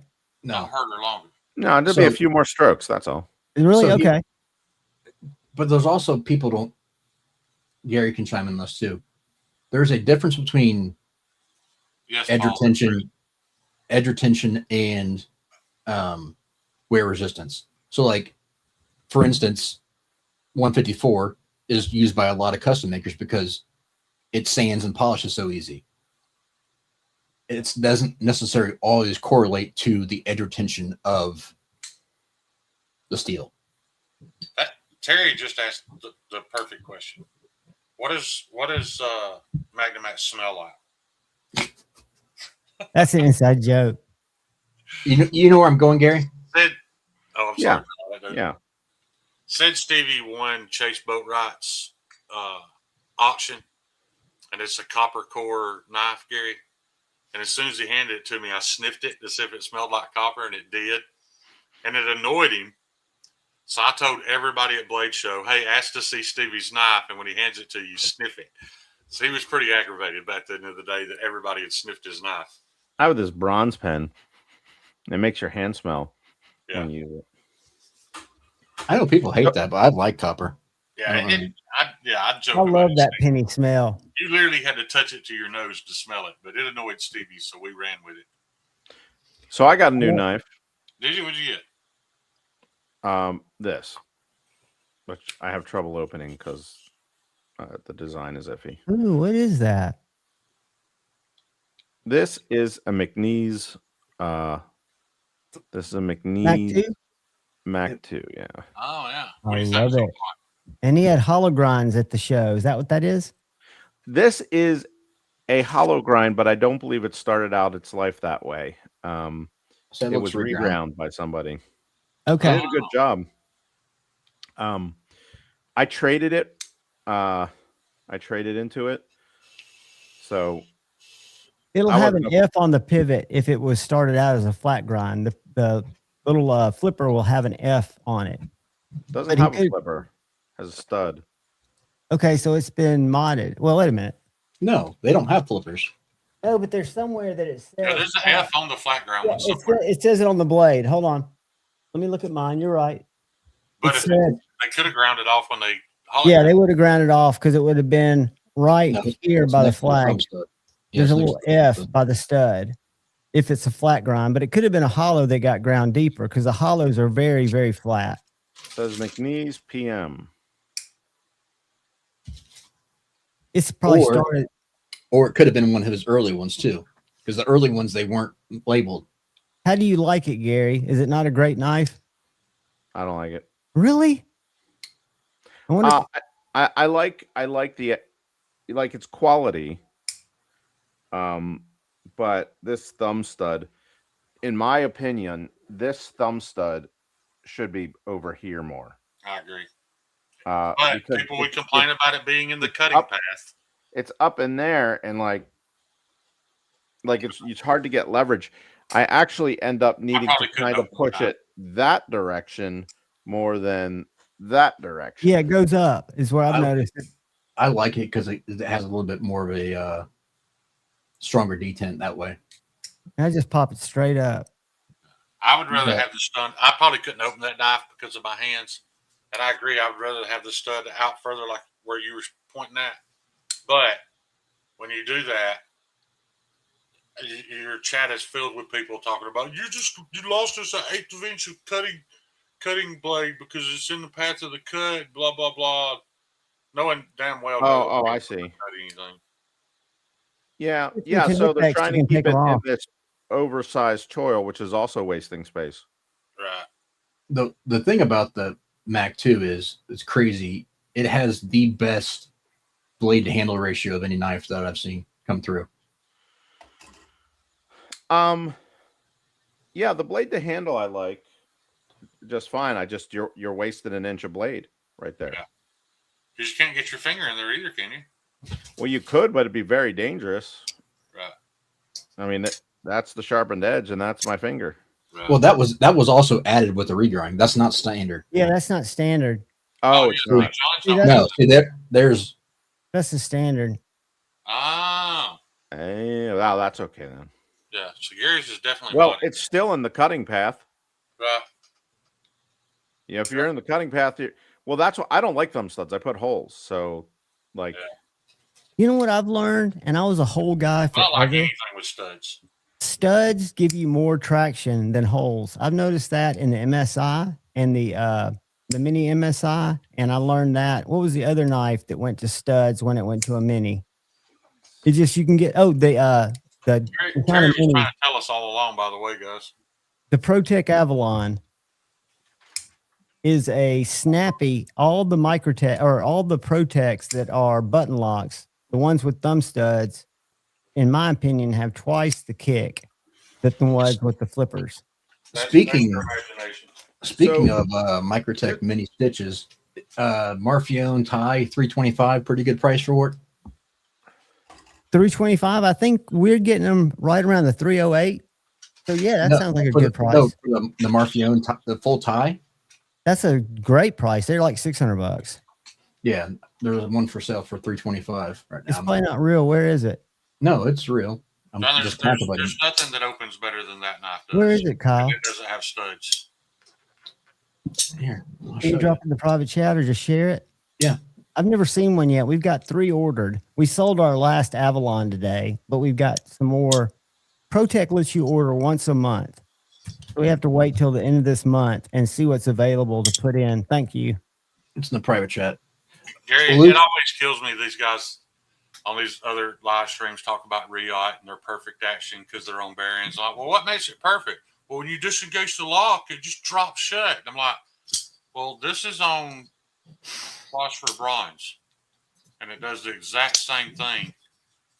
And it's a U.S. made, and it was $100 less than a Riot with a better steel and a better heat treat. Buddy, that's a regular MSI. So how do you explain that? Yeah. So how is Chinese action so great? It's not better than that because it can't be. I mean, some of them have really good action, but who cares? Do, but not better. Like, is this a cutting tool or is this a fidget spinner? I agree 100%. And my point is, it's not better, and it costs more. But so this is now it's not opening all the way. It would be a little more straight than what is here. This is the folder that I'm designing. Yeah. And I like a hole like that, and you get plenty of traction in that. Yeah, because you can get in that corner of the hole. Yeah, you just get right in there wherever you want. Chuck and I do. It's in the gun safe at the shop. The only thing I ask, do not make it where your finger can pass through the hole. Make the hole too narrow for your finger to do that. Because if your finger can do that, it's going to be. Well, it makes it so much harder to flip it because if you flip and get too deep, it won't allow the blade to deploy. So try having some dexterity, not getting too deep. Well, I do that, but when you have a hole that's not that you can't get your finger through, or you can get the tip of your finger through, you can just push against it. That's just feedback from a flipper. That I can't just do that on my field duty folder. I've got to think about where I'm putting it. Where on my field duty EDC, I can just pull it, stick my finger in, and flip it. This hole, in my opinion, is too large. You're right, Chuck. That's why it's in the safe. I love it and love showing it off. But you won't carry that thing but a couple of times. Yeah, I mean that's the size. But that that looks thinner. Can you get the tip of your finger through there to your knuckle? To my knuckle, no. I can get into my there. You might want to think about narrowing it just a little bit. I mean, because it does make a difference. When you can just get if I can get that much of my finger through, that's not a big deal because it's not going to stop. If my finger stops right there, just get the meat. But with this one, I can get all the way up to my fingernail, which if I'm not thinking about. Why is that an issue? And this is the blade to handle ratio. You'll get one of these every now and then. Look at that flipping. Don't do that. Or just don't buy a Leon Ma to begin with. This Liang Ma has the best detent of any knife in my collection. I'm just saying it's not better than a Manix. Yes. There's nothing that knife does that's better than this. I love my Manix. Manix are hit or miss. They're not all good. No, they're not all good. I've got some updated info on the mule. Shane, damn it. This one has been dialed a little bit by Kyle. Kyle, you're interrupting. I'm sorry. No, I was talking. Shane was interrupting. No, did I say Kyle? That was a Freudian slip. Shane is interrupting Kyle. Here's some updated info on the mule thickness. So it depends on the country of origin. So here you go. Ceramic was 125 to 0.028 as far as behind the edge thickness. Magnamax was 0.1 or 0.119 to 0.03. See, he says the K294 was 0.12 to 0.03, and mine is 0.15 to 0.02, basically. Okay. So they're not all the same. This is what. That's negligible. I mean, we're talking a human hair's difference between those all. Those you ball locks up for your use. Right, but it's interesting how they have the different thicknesses based on where they were produced. Not for real use. It's just the wear. I mean, that amount is almost like the wear on their surfacing wheel. That's not. I don't think those differences. If you held all those knives in your hand, you'd have a hard time telling which was which. That's not enough to make a difference. 117 to 111. No, that part isn't. But I'm saying the 111 to 1 or 0.15, you could tell. I was looking at their stock thickness mostly. Right. But I'm just saying, so I measured mine and it was 0.15. That's considerably, you'll be able to tell the difference between that and 0.117. Well, can you put that chart up again? I'm a little confused. Stevie was a plumber and used nothing but a Manix for years and loved it. Kyle's talking, Shane. Go ahead, Kyle. All right. Never stopped you before. Here you go, Gary. All right, let's look at this chart. So 111, 117, 111, 111. Okay, so and these others are the behind the edge thicknesses? Correct. The ones on the right are the behind the edge. So they're pretty thick behind the edge, honestly. Yeah. Which is crazy because 24 and then 0.3. That's almost hard. That's almost a zero edge. 0.03. Oh, that's 30,000. So they just didn't put it. Yeah. So 30,000s, 30,000s, 28,000s, 32,000. They're all pretty thick. Which is crazy though, because like I said, I just measured mine, and mine starts at 0.15 and ends at anywhere between 18 and 20,000 behind the edge. So yours is a thinner behind the edge and thicker blade stock. You notice, like the blade stock, you wouldn't notice. The behind the edge, you would. But even still, they're all, except for yours, relatively thick. I mean, I don't have. Spydercos are often generally pretty thick behind the edge. That's one of my criticisms, even of like the PM2 line, is that they're kind of thick. They're kind of thick behind the edge. That sounds like some TRM at behind the edge thickness. They don't grind them enough. Well, that's the thing about TRMs are thin, but I don't know. Just giving you hell, John. I'm just messing with you, John. Gary, if the PM2s and a lot of those were sub 20, they wouldn't be running 15 degrees, 17 degree edges on them.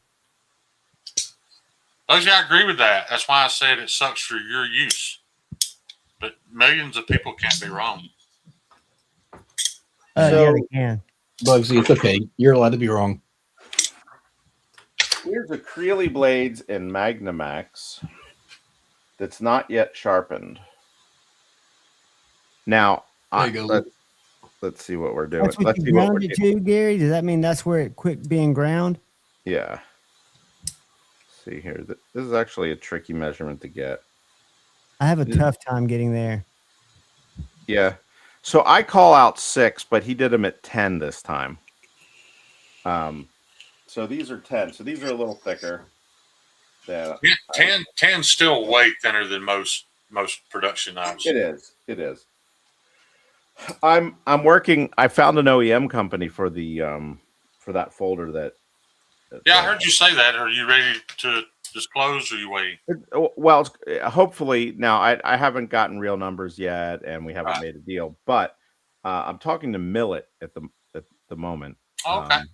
And so Millet's got significantly better over the years. They really have. Well, they went away for a while because they had QC issues. Now they're coming back with the vengeance. Yeah. Well, they had Survive issues too. Yeah. Yeah. Yeah. So you mean Survive knife issues? Yeah, they almost ran them out of business. So that's the Spyderco that I will never be able to flick is the Carahawk backlock. I can flick some Spyderco backlocks, but not the Carahawk. Bugsy, if that was the case, you wouldn't be carrying a folder. You just be carrying a fixed blade on a rig, chest rig or something. Yeah, if you're a real man working a real job, all you'd have is a fixed blade. Hey, Bugsy works harder than any of y'all do. No, but the point is of saying that if you're worried about it going in the mud or freezing it, just carry a fixed blade. Yeah, or just not stick it in the mud or freeze it. That's Right. This question, Mikey Bobby, that is a phenomenal deal, and I'd be cautious that it's even real, unless you know that you're getting it from just a bro deal, because that's dirt cheap. Bugsy's just mad because he's not quit working. Yeah. People will sell them cheap because what the heck are they good for? It's not a great design. You don't have scales, and Spy 27 is basically S30V, S45VN. It's a middle of the road deal. Yeah, but they hold resale value decently, surprisingly. Yeah, sometimes they do. Kyle, every time I've ever heard anybody mention Spy 27, you jumped on it with both feet. This is the first time I've ever heard you not say something negative about it. I don't dislike Spy 27. I just think it's unnecessary. I agree. Yeah, I don't see a need for it. But the need for it was solely marketing, so that Spyder could cope. Right, I get that. But the thing about the mules that I love them for is the fact that Spyderco's putting them out more than likely as a loss leader and they're doing it solely for the people who care about steels, and they're doing it for testing and development. Or To make their blades better, right? Which I respect. I think But that's why not phenomenal. make it in like a paring knife, like something useful, like that stupid hump and that guard. Ugh. Gary does not like humps. Gary tried to talk me into grinding the hump off my thug, and I refused. I thought I really added some design flair for him, but he didn't like it. You took fire away. You flattened it. Gary, this isn't the 90s. We don't like waifs. We like curves. We don't like Kate Moss knives. Gary, I received something recently that is somewhat promising. Golly, am I going to forget the name of the company? Probably. It's right down the road in Jacksonville. Bear & Son? Bear & Son. I was gifted a Bear & Son backlot. It is not stamped with what steel. These were made promotional for Alabama Power. But it was made in the United States, and it actually came very sharp. I've never held a Bear & Son knife that was sharp, but this one is razor sharp. You know what's funny with some of these companies? I can see it on that knife and a lot of the Buck 110s. They hollow grind them, but leave them super thick behind the edge. Yeah. Like I don't think this You want me one's to tell you something funny? edge. What the old timer case guy told me why they're so dull? Gary. I ain't marked it, but it looks pretty thin. Is it? You want to hear a cope session? Case what? leaves them that thick so you can put your own edge on it. Oh, is that the excuse? That's the cope. Case leaves it like that so you can sharpen it the way you want. But you can't. You can't make it, unless you're me, you can't make it thinner behind the edge, or a knife maker. Or Kyle. Give Kyle a little credit where credit's due. Well, no, Kyle would struggle like regrinding a hollow. He figured it out. Right side wheel. I've got a grinder though. Do you? Yeah. Yeah, Kyle will surprise you. It's hard to do. It's to match a hollow. That's why the regrind on this thing is actually quite good. Believe it or not, Gary, this is probably the most carried brand in the state of Alabama. Bear & Son? Nearly everybody you pocket check in the state of Alabama, you're going to find about 5 people carried a Benchmade, 3 people carried a Spyderco, and everybody else is carrying a Bear & Son. And 3 people will be carrying It's pretty, but I was just proud that it was still made in the United States because I know not all their stuff is, and they actually put an edge on it. But I'm going to give this to my little. I missed him this week, but I'm going to gift it to my little Venezuelan lawn care guy.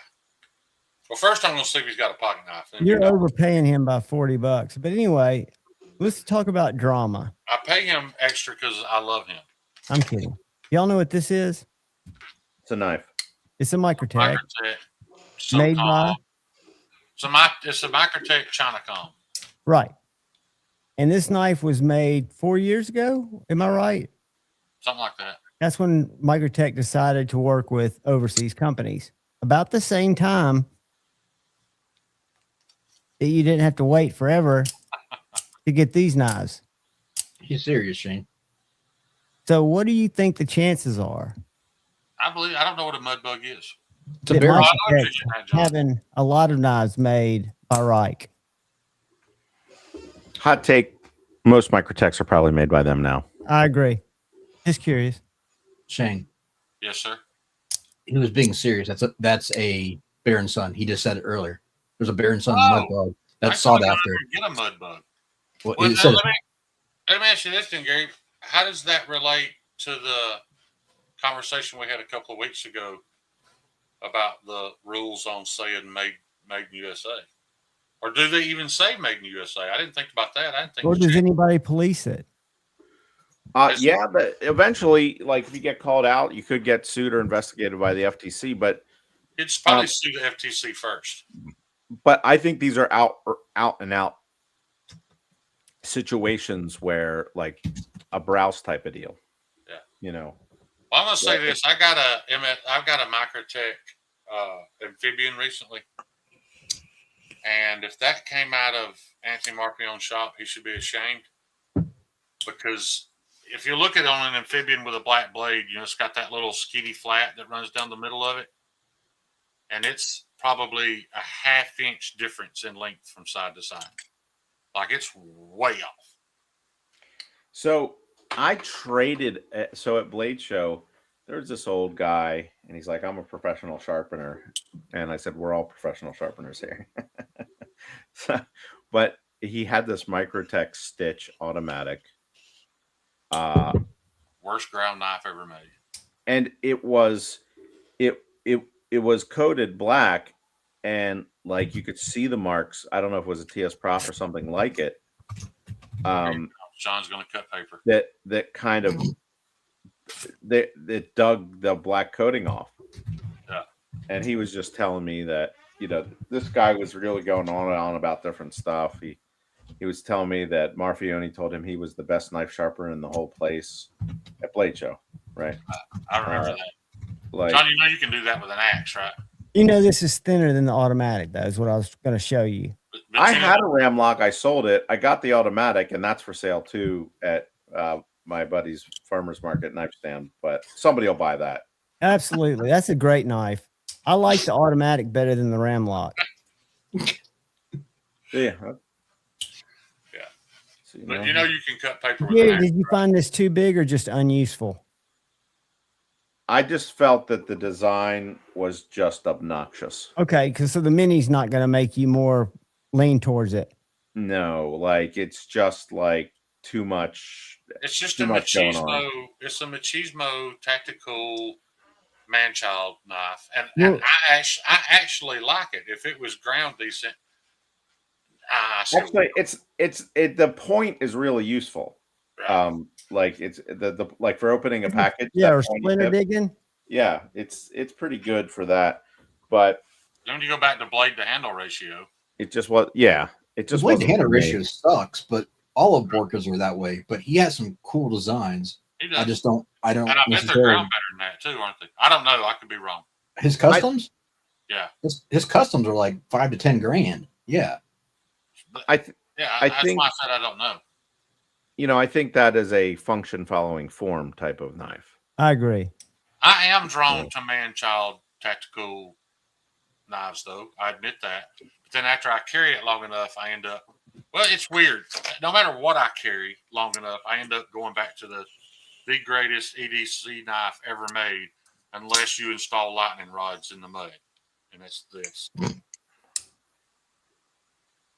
Zach gifted a membership. I love the Stitch looks because I also like Strider looks, and I also like the Evo, and I like taller, thick blades like that come into a nasty hollow. I do too. Quick hug time.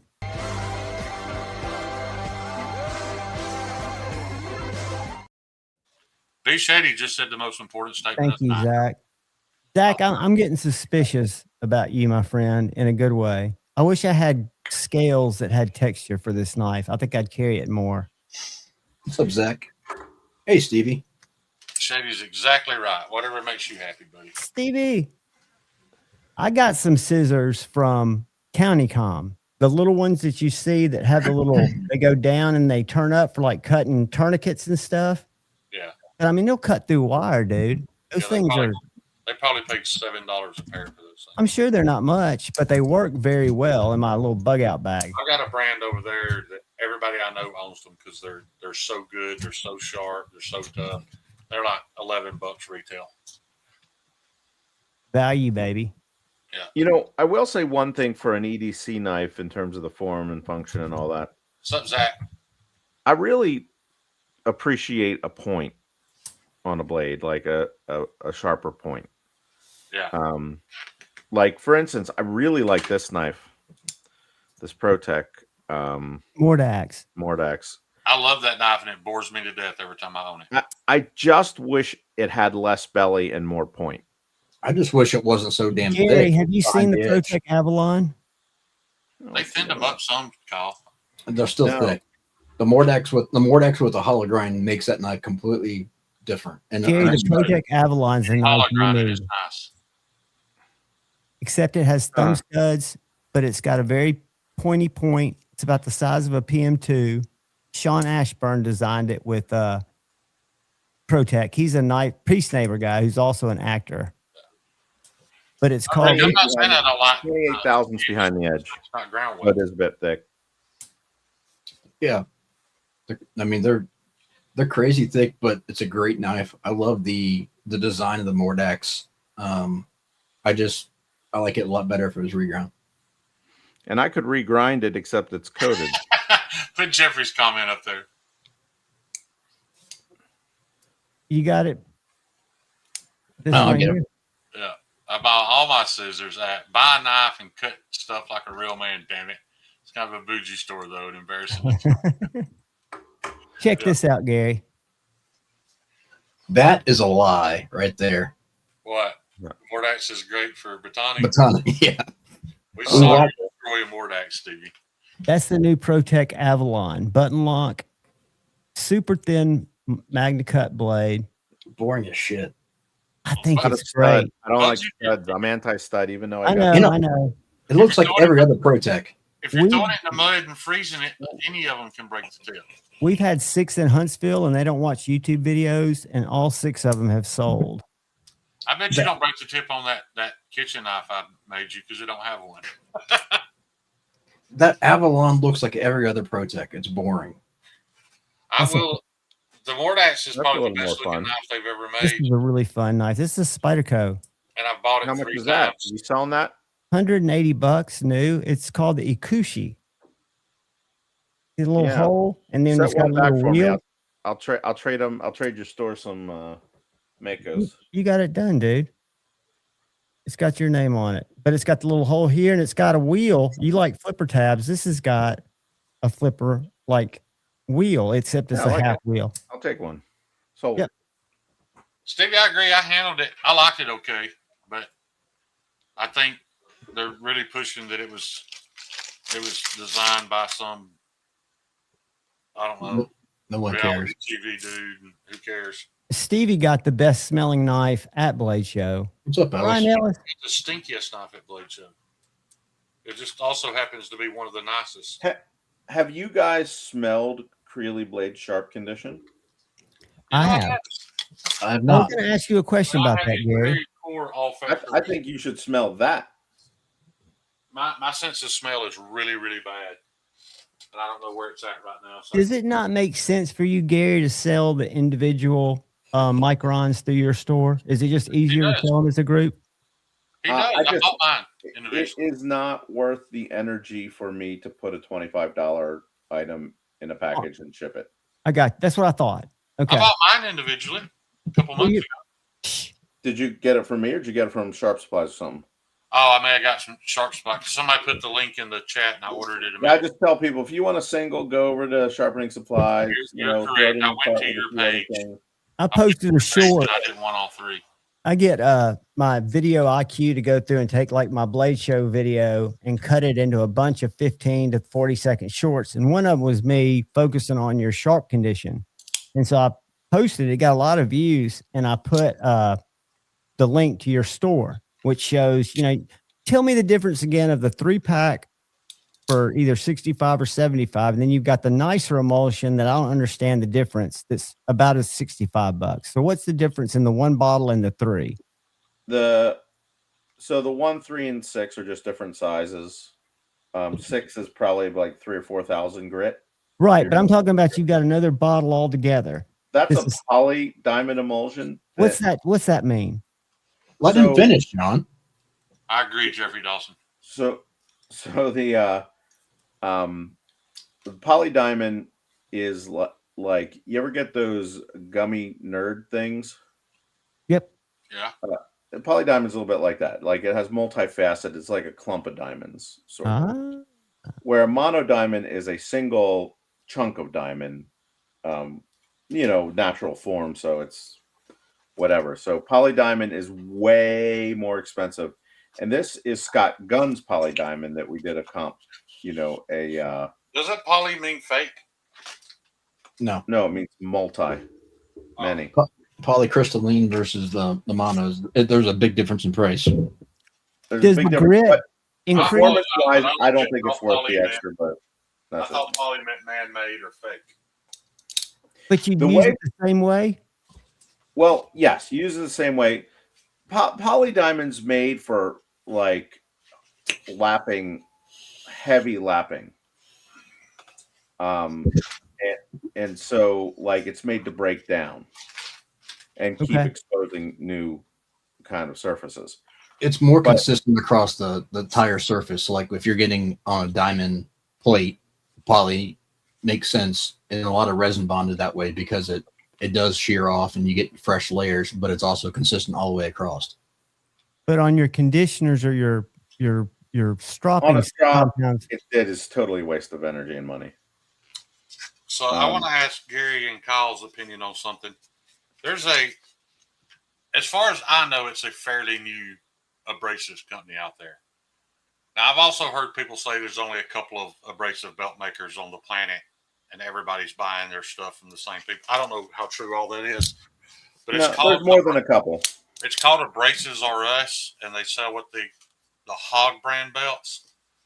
But they sent me a small assortment of belts to try, and in the package, I got this, which they call a micron belt. Yeah. It's 1200 grit, but it's felt backed. It's got a real soft felt backing on it. I don't go edge leading with it. Pro tip. Okay. Yeah. I'm glad you said that. Because you will have a sliced belt very quickly. Okay. Well, I have been experimenting and teaching myself to sharpen on the grinder. Unless it's an extenuating circumstance, anybody that orders a knife from me online is hand sharpened by Kyle. But my local sales have exceeded what I ever thought they would be. And the logistics of shipping it to Kyle and him shipping it back immediately is just too much. So I'm using those knives to learn to sharpen on a belt. And it's actually, Gary, all I did, I don't even know what angle my belt comes off the tensioner at. But I just hold my knife straight, move straight into it at a very low speed, and pass across it. So I'm glad you said that, because I would have went trail leading, because that's what you don't want to do that. But what do you think about a 1200 grit felt back? I mean, do you think this is? I don't even know what they cost. To be honest, I don't think they're very expensive. Here, just to get a down and dirty sharpening job on your knives. Just to get a down and dirty sharpening job on your knives. Right. Just to put it into perspective, my bushcraft knives are 0 Scandies. And we don't go past 240. Right. We put a 240 edge, we raise a burr, then I take it to my emulsion on a wheel and buff that off. It's more than buffing it off, though, because that stuff cuts. And the one I sent to DBK was 70 on the best tester. Well, I've been doing the same don't complain thing about that edge because the highest grit belt I owned at the time was a 240. But that's all you need. I've been doing the same thing. I've been hitting it on the 240. Then I put my 2x72 leather strop belt on, flip it around the other way, make a couple passes. It cuts paper super clean. Now I have compared it. That's fine. I have compared it to knives. I got lucky. Kyle sent. I had sharpened a couple of Homesteads, and then I got a couple of Homesteads back from Kyle. They're not even the same sport when it comes to level of sharpness or consistency of the bevel and all that. But I have been impressed that I've been able to get them to shave arm hair right off of my 2x72. Yeah, when you look at them close, there's definitely a difference. You know. So the progression that I go through in those, Shane, on most of the production knives, so like a Homestead, on those are going from a coarse grit it's ranked up differently, so I'm not going to go into that. But then I take it to a F240, which is roughly 400-ish, and then hone on something closer to like 800, and then I strop on 1 micron, and then I'm done. It's really, I mean, it's really. So really, just two stones. It's 2 stones, a hone, and strop, and it's. Well, I literally barely touched that you sharpened for me. I mean, no pressure, just barely touched it, and I bled all over that poor man's table. You were there with me, weren't you, John? That table was right across from Sharif. You had talked about interviewing them. I bled all over his knives. I took my thug out to show it to him, and when I changed hands to put it back, I just touched it. And man, I couldn't tell if he was disgusted or if he was getting ready to hit you. I couldn't tell if he was getting queasy or if he was mad. He supplied me with a Band-Aid. I'll say I know. that. I haven't yet, Bugsy. I don't want to get into why, but I wish I'd looked at more tools when I was there just to try to understand what it is y'all do. Because they had several I don't know tools. if you've heard this, Gary, but the only thing I wanted to buy at Blade Show was a bevel grinding table, that house-made True Tilt bevel table. Oh, right, yeah. So I went up. Is it Brian House? Is that his name? Yeah. And told him I had the money in my hands. Actually, I talked to one of his salesmen. He sent me over there to cash me out. And Brian stepped forward and said, "Hey, man, we're out of stock on those. They're discontinued. We're redesigning it. So it's going to be a few months before you can even get one." And later that night, I ran into a young man from an hour and a half north of Chattanooga, so probably Shane's got a man crush on him. almost 3 hours from my house. Extremely redneck young man. He's a decorated Marine. And come to find out, he happens to have 2 house-made bevel tables and told me I can have one. He said, you can either pay for shipping or you can come get it. So I'm going to go get it. And I don't know that a bevel table is for everybody. I don't know if it's the best way. I'm not arguing any of that, but I'm hoping for me, with my lack of dexterity, I'll be able to just push the knife against the table and go up into the belt, so that I'm not having to worry about am I holding it straight up and down this way. I'll just be able to use the table. The issue you can have with the bevel table that you will have is it'll scratch up your flats. Right. Yeah, I bought some a very thin micron. It's not the captain tape, but it feels a lot like it. Because I saw where somebody was recommended taping your flats if you're going to use it on that. Thanks, Sarah. Shane, you know who that is? Yeah, that's Ethan in the red. That's your boyfriend. Yeah. This is where they live. I know. That kid was so incredibly entertaining, man. He's a decorated Marine. I thought I was going to have to buy a ticket there for a few minutes. He did not smile the whole time that we talked to him. And it was early in the afternoon, and he smiled the entire time. Gary, to tell you how Appalachia this kid is, he had braids behind his ear, and the braids went through bobcat teeth. He had bobcat teeth braids behind his ear. The most country. He's legit. I mean, he's too legit to quit. Yeah. We're going to get him on. He's going to join us one night because he is really an interesting cat. But check this out. I don't know if I'm sharing it with y'all. I may just go up there and not do any footage. Look at that pow. Yeah. But he had a very interesting sales strategy. And John, I think, is still a little hesitant and thinks I'm calling his bluff. But when I asked him, that knife right there, when I asked him the price of that knife, he told me he didn't know. Look at this right here. Officially pictured for the 2 picker 3s that will be auctioned on my next Facebook. Go ahead, Shane. He said, I don't know. I was like, what do you mean you don't know the price of your own knife? He said, I've never priced one. Look what he put right here before you continue. So many hours spent ensuring the seamless lifelong pairing to the next members of the Rednecks Rolex Club. So he's calling it the Redneck Rolex Club to get this knife, which might be adding to the value of it to his buyer. Go ahead, Shane. And he does work in higher end steels. He had a redneck kukri, an M4 strapped to his back. But anyway, he said he's never priced a knife to anyone, including his friends. He puts them on a Facebook auction, which he has a fairly big following. Over 13,000. And that little knife you just saw, it's not a big knife. It's maybe 8 inches. It's right here. I'm sorry. He said they usually bring between $1,200 and $1,300 a knife. And he's never priced one. He's never been able to sell one to his friends because they all sell for that much. The people do it in the comments. Posted them on a Facebook auction. That's the one he carries on his back. Yeah, that's the M4 Kukri-ish. And those handles are made from his brown T-shirt and His military garb. He made Yeah, my just- card out of his military Marine uniform. his camo BDUs that he cut up and pressed to my card of it. Check Very this out. interesting kid. Check this out, Shane.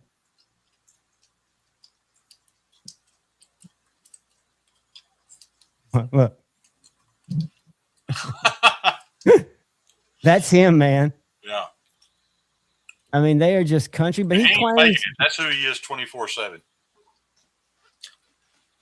But I just want to get your opinion. Do you John thinks he's I exaggerating. think he might have just been shitting us. Oh, there's my table right there. Scroll back up. That's it right there. He said he's Right got there? two and I can have one of them. Yeah, that's how it works. Now, I do understand that requires a lot of very precise adjustment. Correct, Gary? I've never used one. Everything I've watched, it requires some very precise adjustment. Like you have to make sure the tilt's the same and the height of the table off of the wheel has to be exact. So, Let's get an angle finder. Yeah. The challenge that I've come into with like stuff like that, and for me, I put the hours and the work in. It's just easier for me to grab the knife, put a file guide on, and grind it freehand. Boom. I get that, but I'm not capable. So You are capable. You could do it. I may be. You may. And how I'm training myself for that is I'm getting my main grind done, like with my 36 grit, and then I'm taking it off the jig and doing my belt progression by hand. But at that point, my flat is so wide, like it's almost impossible to miss it. You know what I'm saying? Like I So- can feel it. The way I freehand grind is, there is a technique Right. to it. So it's like you're sharpening it freehand, right? And I get it to maybe 30 thousandths, sharpening it. So then I have it set, and I usually scribe a line for that so that I'm centering that. You hear that? You hear that, Shane? Scribing a line. Yeah, you got to scribe a line. And then He's getting his notepad, Gary. Hold on one sec. All right. Right scribe a line, I'm Shane. getting my damn scribe. nice. I Is that a just bought Walter this Charles? because my old one doesn't work very well. So that's important. Scribe a line, sharpen to it to about 30 thousandths, at 30 degrees or whatever. And then you work your way up Right. the knife. And it feels very awkward. Right. And as soon as I grind that, after you get that 30 degree, as soon as I make those first couple of passes and I realize there's more than one facet, I freak out. Yeah, it's gonna get worse before it gets better. I know. And so you go up, it feels weird, but the advantage and the reason you do that is that you're grinding that shoulder. Right. And that grinds way faster. And Grinds then way you faster than the whole flat. right. And then you get it and you clean it up till you meet that 30 thousandths. Right. And now it's probably 28 thousandths once you meet it. Right. And you do that on both sides. Then you go for another chunk of it, pull it up until you get to the top, and you just keep going back and forth and work your way up. See, I've also had some issues, Gary. A couple of guys have reached out to me with a design of their own, and I've had some real issues accomplishing it because I have never saber ground a knife. For one, I think it's a waste, but that's just my opinion. If you're going to saber grind it, just flat grind it. But it's also kind of a crutch for me because I don't have to worry about how straight my line is. I'm going to clean it all up, as it gets full flat ground anyway. But now with these new designs that I've been challenged with, I have to leave a little bit of a flat in order for the swedge to look right and all that stuff. So I may have to try it the way you're saying because I've had no luck jig grinding and keeping my hard line from the flat, nice and straight. Like I always get a little hump in it, or so a handful of probably about 15 knives that came back from Larkin that they ground for me were they call them green tags, so they're like seconds. Right. And they call it the panel height. Right. The panel height was off from side to side. And so I didn't even use a file guide. I just reground them all, brought them all up to a full flat, blump, blump, blump, blump, did like 15 of them. And now those are all, not only are they first quality, they're regrinds. Right. So well, see, the design that was given to me had a swedge, and I ground the swedges in, was really happy with the swedge, but I didn't look. I noticed that it was a very tall saber grind with a very small flat, and I thought, well, I'm going to do away with that flat because I do a full flat grind. What I didn't consider is when I do the full flat grind, because of the natural discal taper you get, it ground into the swedge and changed the look of the swedge. And I don't want that because I know he wants that swedge to look exactly how he drew it. He's a very precise, picky guy. And I still haven't accomplished it. I don't have a whole lot of confidence that I can yet. So I've got a bunch of Pro Cut left over that I'm going to have to practice on before I grind another one of his knives, because they're S90V. I can't afford to be throwing S90V in the garbage. Right. So here's a quiz for you. What's the difference between a false edge and a swedge? I don't think there is. Well, a false edge is ground to a 0, and a swedge may have a little flat surface. Is that right? Nope. Opposite. You're right. Huh? Opposite. Opposite. False edge is not sharpened. A swedge is. Right. But I've seen knives that it came to a perfect V. There was no flat spine at all, but they weren't necessarily sharp. So which is that? Or is that a false edge? If it's not sharp, it's a false edge. Okay. Yeah. Hence the falseness of the edge. Right. But a swedge should be sharp. A swedge should be sharp. Okay. But I called them swedges that weren't sharp for a long time.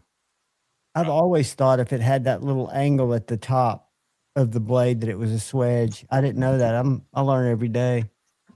We did have a lady return a Microtech today, a double edge, because she said her son said it wasn't sharp because it wouldn't cut paper. Well, brand new knife. They swapped it out for a drop point for the daggers are much taller grinds. Well, they're so steep and they're not designed to be slicers. They're meant to be pokers. That's what we try to tell They're not her. sharp. They're not sharp from factory. So I can imagine you're going to say that little knife was not worth $1,200, but do you have an opinion on? Well, I guess it just boils down to your popularity and your following. Well, I think when I see his thing about Redneck Rolex Club, that he may, if there's no telling what they all do for fine, they might all have really good trades up there, right? And he's retired military, so. And y'all don't kid yourself. Up there in Appalachia, there are still a ton of coal miner jobs. They're actually shorthanded as we speak, and those guys make a pile of money. Yeah, and you never know. I mean, you when you're 48, that's the downside. Huh? Or sooner. You'll die when you're 48. Right. Here in Pennsylvania, I think a lot of that's automated now. We're in the middle of the coal I've heard talk about needing the jobs are like the guys driving the dump trucks moving it. Sorry about that, Gary. That's all right. We're in the middle of the coal. Well, I'm not quite right here, but we're in the middle of the coal fields. It's anthracite coal. It's a different kind. It's a high quality coal. Most of the coal south of here, like in West Virginia and whatnot, is bituminous, and it's like it's what they use for like power stations. Right. Ours is what they use for like a coal stove. Anyway, all that to say, my ancestors came here in the 1800s to mine. They came in the port of Philadelphia, went up into the coal regions and mined coal. And it was a good paying job, but those towns up there, I mean, they mine different now. They strip mine. Right. And so they don't go down in the mine as much anymore. And So it's there are some coal jobs, but it's a tough field to be in. And the other tough thing is it does pay well. Yeah. And when you lose that job, you can't replace it. That's a fact. You know, like yeah, you're making good money doing that one thing. But if that one thing goes away, you're not going to move somewhere else and do that one thing. Yeah. And then there's not much other things to do. That's why those Dude, towns you know how are many young so people? big. You know how many young people in this country are thinking about tomorrow? Not The ones nearly that I've enough. met, none of them. If they can make $250,000 this year, they're perfectly happy. They're not thinking about it.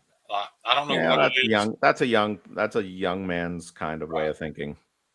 And that's probably what led to all those towns failing and all the drug addiction. Well, back in the 50s and 60s, like there was no sense of, hey, everybody's going to leave and all the jobs are going to go away. Like that wasn't. No one would have thought of AI. You think about it. Yeah, you're right, Gary. You felt like you had a secure community around you, and you thought those companies made you part of their family in a way. You realize that that's not the case, unfortunately, when the industry shifts. Yeah. So it's but I am thinking about buying a shop up in those areas because, like, where I live, everything's so expensive. I can't afford a shop here. It'd be like a really modest little shop somewhere would probably be $500,000. It's just beyond me. And so up there, like, there's this one shop. It's perfect. It's in Pottsville. How far is that from you? I've heard Pottsville is probably about an hour. Okay. And it's like 3,000 square feet. There's a showroom. There's a big office. There's a big workshop. There's a garage door in the back, and it had some roof issues, but it was $135,000. Right. And that's night and day. That's a little more manageable, and it's perfect. You can buy a building like that here 5 out of 7 days a week. Oh yeah, not here. Yeah. And if you go south of me 20 or 30 miles, add 25%, and if you go another 20 miles south of there, add 50% to here. And so, yeah, it gets really expensive. Like, like an average development type house here would be, approaching probably 400,000, and the taxes on that would be $6-7 grand a year. Right. I have a fairly modest house, Gary. When we bought it, it's 3-bedroom, 1-bath, brick rancher, half acre, and we're not in the country club ends on the other side of the street. So a fairly nice neighborhood in the second safest town in the state of Alabama. And we gave $80,000 for this place 15 years ago. Now it's a 4-bedroom, 2-bath. I've been told it'll probably sell for $220,000, which is still 4-bedroom, 2-bath in a safe town with an excellent school district for $220,000 is still dirt cheap. Well, you see that in Huntsville. Average. And Huntsville's probably one of the most expensive places besides Birmingham in the state. What's weird about Huntsville, though, John, is you can go to Owens Crossroads and you're 10 minutes from downtown, and it's half price. Right, but what people don't realize is most of the people in Huntsville are transients. They're coming in for either high-tech, biomed, medicine, and they're coming from areas where they got so much more for their properties that they can come here and get the bougiest of houses and still feel like they got a deal. That'll catch up with you sooner or later, though. Sure it will. Sure it will. Transients. What's their pronouns? Oh, wait, no, that's something else. You're close, though. But it's weird. I'm one of the few Gary people. just dropped a pronoun joke. He did. And I guarantee you there's less than 10% of the people in Huntsville were born here. I'm sure. You can tell walking around there. Yeah. It's a different type of, and the restaurants are different. The businesses are different. The fashion's different. It's just a weird place. I've watched it change a lot. Well, hey, fellas, it's my bedtime again. Gary, thank you for jumping on and talking knives with us. Yeah, I appreciate the information, Gary. Yeah. Well, you're very welcome. I hope it's. I don't know if you saw the cutting that your boy's knife did, but hey, DM me on that. He did a fine job, but no hard feelings. I'm still gonna let Kyle do it. I got to run the box down for you. Yeah. All right. Yeah, we'll figure that out. But good seeing everybody. All right, buddy. Good seeing you, night, man. guys. All right, we'll see you. Bye. What's up, Dan Stan? Stan EDC, what is up, brother? B Shady said, thanks, Gary. Crow's Blade, what's up, Ron? I think Kyle's muted, or is he just being really quiet? No, I was responding. It was a couple of things. A couple of people. I don't hear your keys clicking, though. Usually when you type, I hear you type. I'm here. He probably got tired of us interrupting.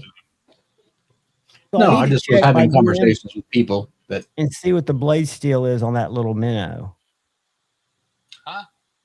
I'm trying to see what Cody said on the minnow. All my knives, 80 CRV2 is what that little knife I bought from Customs by Cody is. Right. He does drops. We can do video chats. Father's Day's been a big rush. Yeah, he's a nice guy, man. Anyway, let me get out of there. Yeah, he's a good dude, Chuck. And I think Nicole, Bugsy, no offense, if anything ever happens to you and you happen to fall like 300 feet, tell Nicole to look me up. I'll be really good to your kids. I'll be really good to your kids. I'm a nice guy. You can ask John, my daughter. That's worse than me asking Iggy's sons if I can be their stepdad. Bugsy knows I'm kidding. I know. No, but I did. I bonded with them. I bonded with Bugsy instantly, but Nicole is just, he outkicked his coverage. Wow. you probably have a better chance with Bugsy than her. Oh, I'm not looking. I was being sarcastic. I know I couldn't handle that, but I'm just saying, Kyle, if you'd met her, you would have loved her. She was so on with anything that we wanted to do knife wise. She was even into it. Yeah. And excited for us. Bugsy, she'd be disappointed. I'm that guy. I like Shane will even tell you, staying with me, what, Shane? 3 days is the max, right? Yeah. Yeah, I wouldn't even talk to John for a week after I got home. Yeah, he ignored my text. Dan, Yeah. he has a great wife. She's just I haven't admitted the full truth of that. I didn't ignore y'all's text. I was just in such a bad place. You don't have to explain, Shane. But see, I knew you would be. We all were. It's post Blaze show. Everything hits you at once. For one, real life hits you. At least it hit me. Oh, and then you've got the dopamine dump. The whole thing's just tough, man. I think post Blaze show is the worst. Dibs on Bugsy. Me too. Hey, I'll tell you something. I can say this because I'm comfortable in my sexuality. Bugsy's a handsome son of a bitch. Yeah. I bet he got a lot of attention when they went out that first night. And I'll leave it at that. Yep. How long we been at it? Not long.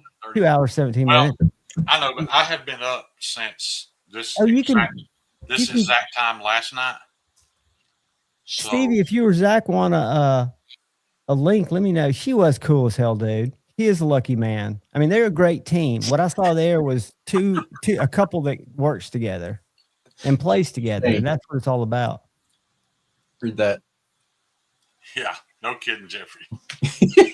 Jeffrey, I'm actually much more calm in private. Shane will tell you, I wasn't very loud. No, John. And I take up very little space. I'll say that John is much easier to tolerate in person than he is online. Yeah. Online, I get kind of, if I have people to keep me grounded, it's just, I live in a weird little world inside my head. It was like the phone call we had earlier. I couldn't get him to shut up.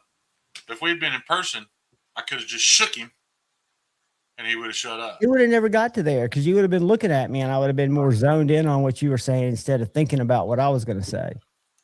Hey, did you guys check out Sage Stevie's Montana Knife Company retail store tour? I saw the thumbnail. I did not go to it yet, but I'm going to send him and Zach a link real quick. I thought that was very content creator-ish of you, Stevie. I think that's awesome. I would think, yeah. Stevie said he's going to bed. Doesn't he? All right, I'm going to send Zach a link then. Yeah, Zach, I want to jump in the comments. Zach that'll be fun. So, I have not watched it yet. What is the story with? I mean, I hear Montana, they've got a beautiful showroom. They did. And I think Stevie just had a little sticker shop for what they were selling. But like I told him, they're in bed with Black Rifle Coffee and all that. Yeah. I really think, and I'm not going to badmouth them, but I think they're trying to lure the high-end tactical gun bros into a better knife world. And if they succeed at that, then I appreciate them. But they're trying to pull in the younger crowd from the Winklers. Yeah. They're selling a story. They're not selling a quality product. Well, I won't say they're not a quality product. For the price point. For the price point, yeah, you can get a lot better for the price point. We have a young man, Shane. You've seen his knife. That young guy that made that police knife. We've got 4 of them in there. They're kind of tight on your hand. That little pokey, stabby knife. He's from Huntsville. He's from Madison. He made them to directly compete. I can't remember all these people. Well, he directly competes with one of the most popular Montana knives that doesn't have a handle. Oh, yeah, I remember paracord. telling me about it. Yeah, I remember that. And it's like $10.90 or $10.85, and it's very expensive, like over $200 without a handle. Really, like, look, I'm fixing to buy some Baker Forge copper Damascus that's 1084 core. I'm going to be completely honest with everybody. It's not going to have great edge retention. It's beautiful, but I don't understand a 1085 knife I don't know what you could do to it to make it nice enough to cost $200, and that's a fairly utilitarian knife he's making. But it is what it is. Let me do something real quick before you go. Then you can go. Montana. Are you leaving, Shane? Yeah, I'm fit to go to bed or get in a chat until I go to sleep anyway. Okay. Well, I had some stuff I need to talk to you about, but $200. Let me show it to you. I wish Shane would hang. So Shane, this is a knife that I don't see how it could be the Speed Goat. Jerry Dawson said, but that dude was the youngest master smith ever in the history of the world. I believe that to be true, Jeffrey, and I don't know if you're being sarcastic. That's why they're worth it. But I also learned at Blade Show that 5211, 52100 ball bearing steel. I'm sorry. That being in guilds and being a bladesmith it's a buddy thing. It's a marketing tool. It doesn't have anything to do with the quality of your knives. It's like being in the knife design guild. Click. It's a click is exactly what it is. Yep. Pay to play. Yeah, you don't rub the right elbow. It don't matter who you are. They're not going to acknowledge you. So I asked what I needed to do. And it's a pretty much, well, who do you know type situation. Well, not that, but you have to go through and do a bunch of stupid shit that doesn't necessarily, That's not even true. It does. Hang on. That's what they tell you. But from asking them at Blade Show, not necessarily. If you know the right people, they'll just deem you a bladesmith. Fast track you. I'm talking about what like the actual program states you have to do to get to pass the guild and what you have to submit. Well, Congress has regulations too, and they don't follow them either. I'm just telling you, going based off of the things, it's silly. And you are right, but it's not necessarily necessary. Let me ask y'all. Go ahead, Stevie. There's all types of cores for the Kumai and the different types of stuff. I mean, they do 3V. They do. Chad Nichols does Magna Cut. They do all types of different cores for that stuff. Yeah, Stevie, I only picked this stuff because I've never worked with it, and I can get it fairly affordably and not have to charge a stupid price for it. If it works out and I see that something like that can sell, I might look into a higher grade core later down the line. Well, this knife right here, I've never heard of this blade steel before. Can y'all see it? 52100. This is a $200 knife. Right. It is 6 3/4 inches long. Yeah. It weighs 1.2 ounces and it's 52100 ball bearing steel. 52100 ball bearing and leaf spring steel. Just dirt and that's a $3.50 piece of steel. Okay, so this knife, in my opinion, is overpriced. Am I wrong to think that? Let me see it again. Absolutely. And it has a Kydex sheath. We go back. $2 worth of 550 paracord on it. I mean, there's labor and there's consumables, but not. But you got to keep in mind, $100 on that knife. To sell it for $200, they're having to figure in what Brian Kim was talking about not too recently, but here a while back. And that's the same thing that me and Stevie and other people have been on Terry about, is that your pricing has to make it possible for you to stay in business. And especially if you wish to grow a business Well, then your pricing has to allow for that too. And you can afford to do that too, Shane. That's what I mean. I know But you're doing it for a hobby. I'm not interested in. I know. That but you horse don't is need to undercut. You don't need to undercut the They're market. charging $200 to make that run of knives and every other knife they sell Is much higher. Well, it's because that business has to be sustainable because they've invested so much in it. They've got employees depending on them. They've got health insurance and retirements and all that stuff to worry about. To sustain a business, yes, that $15 worth of material you saw on that table and probably $25 worth of labor that went into it because it's all stamped out and done so quickly. Yes, they have to charge. See, I think that's why Benchmades are high because they have a full staff. I'm sorry, Kyle. That's all right. I didn't watch the video yet from Stevie. Are they doing stuff in house? Because when they started out, everything was sourced out. Stevie's going to join us in a few minutes. But in Stevie's video, you can see into the shop. But are they actually doing grinding? Large shop full of equipment. I don't know exactly what they're doing. I would assume they're CNCing most of those little scapegoats because it seems like those could be cut out and ground on a CNC machine and then wrapped in cord. If they're 52100, they can be punched out. They can be punched out on a press. Well, when they started, they were like TCal. Everything was outsourced. Right. So they didn't do anything. So then here, Stevie said everything's in the house. So they have switched over because when they first started out, they were doing everything outsourced. So if Stevie had walked in there and given that place high praise, I would have thought less of it. And this is why. Not because I'm not saying their knives don't deserve any praise. It's because of how well I know Stevie. Stevie would rather pay that price or even possibly more. Even if you didn't tell him what steel it was, for one of his buddies to hand make it. Now, he's not going to pay that price for something that was stamped out in the machine and a total of 15 minutes worth of labor put into with $15 worth of material. I knew he wasn't going to like that. I'll have to watch the video, but if they're doing everything in house, then they've spent a substantial amount on machinery and equipment, which makes that $200 knife necessary. Or here's another way to look at it, Shane.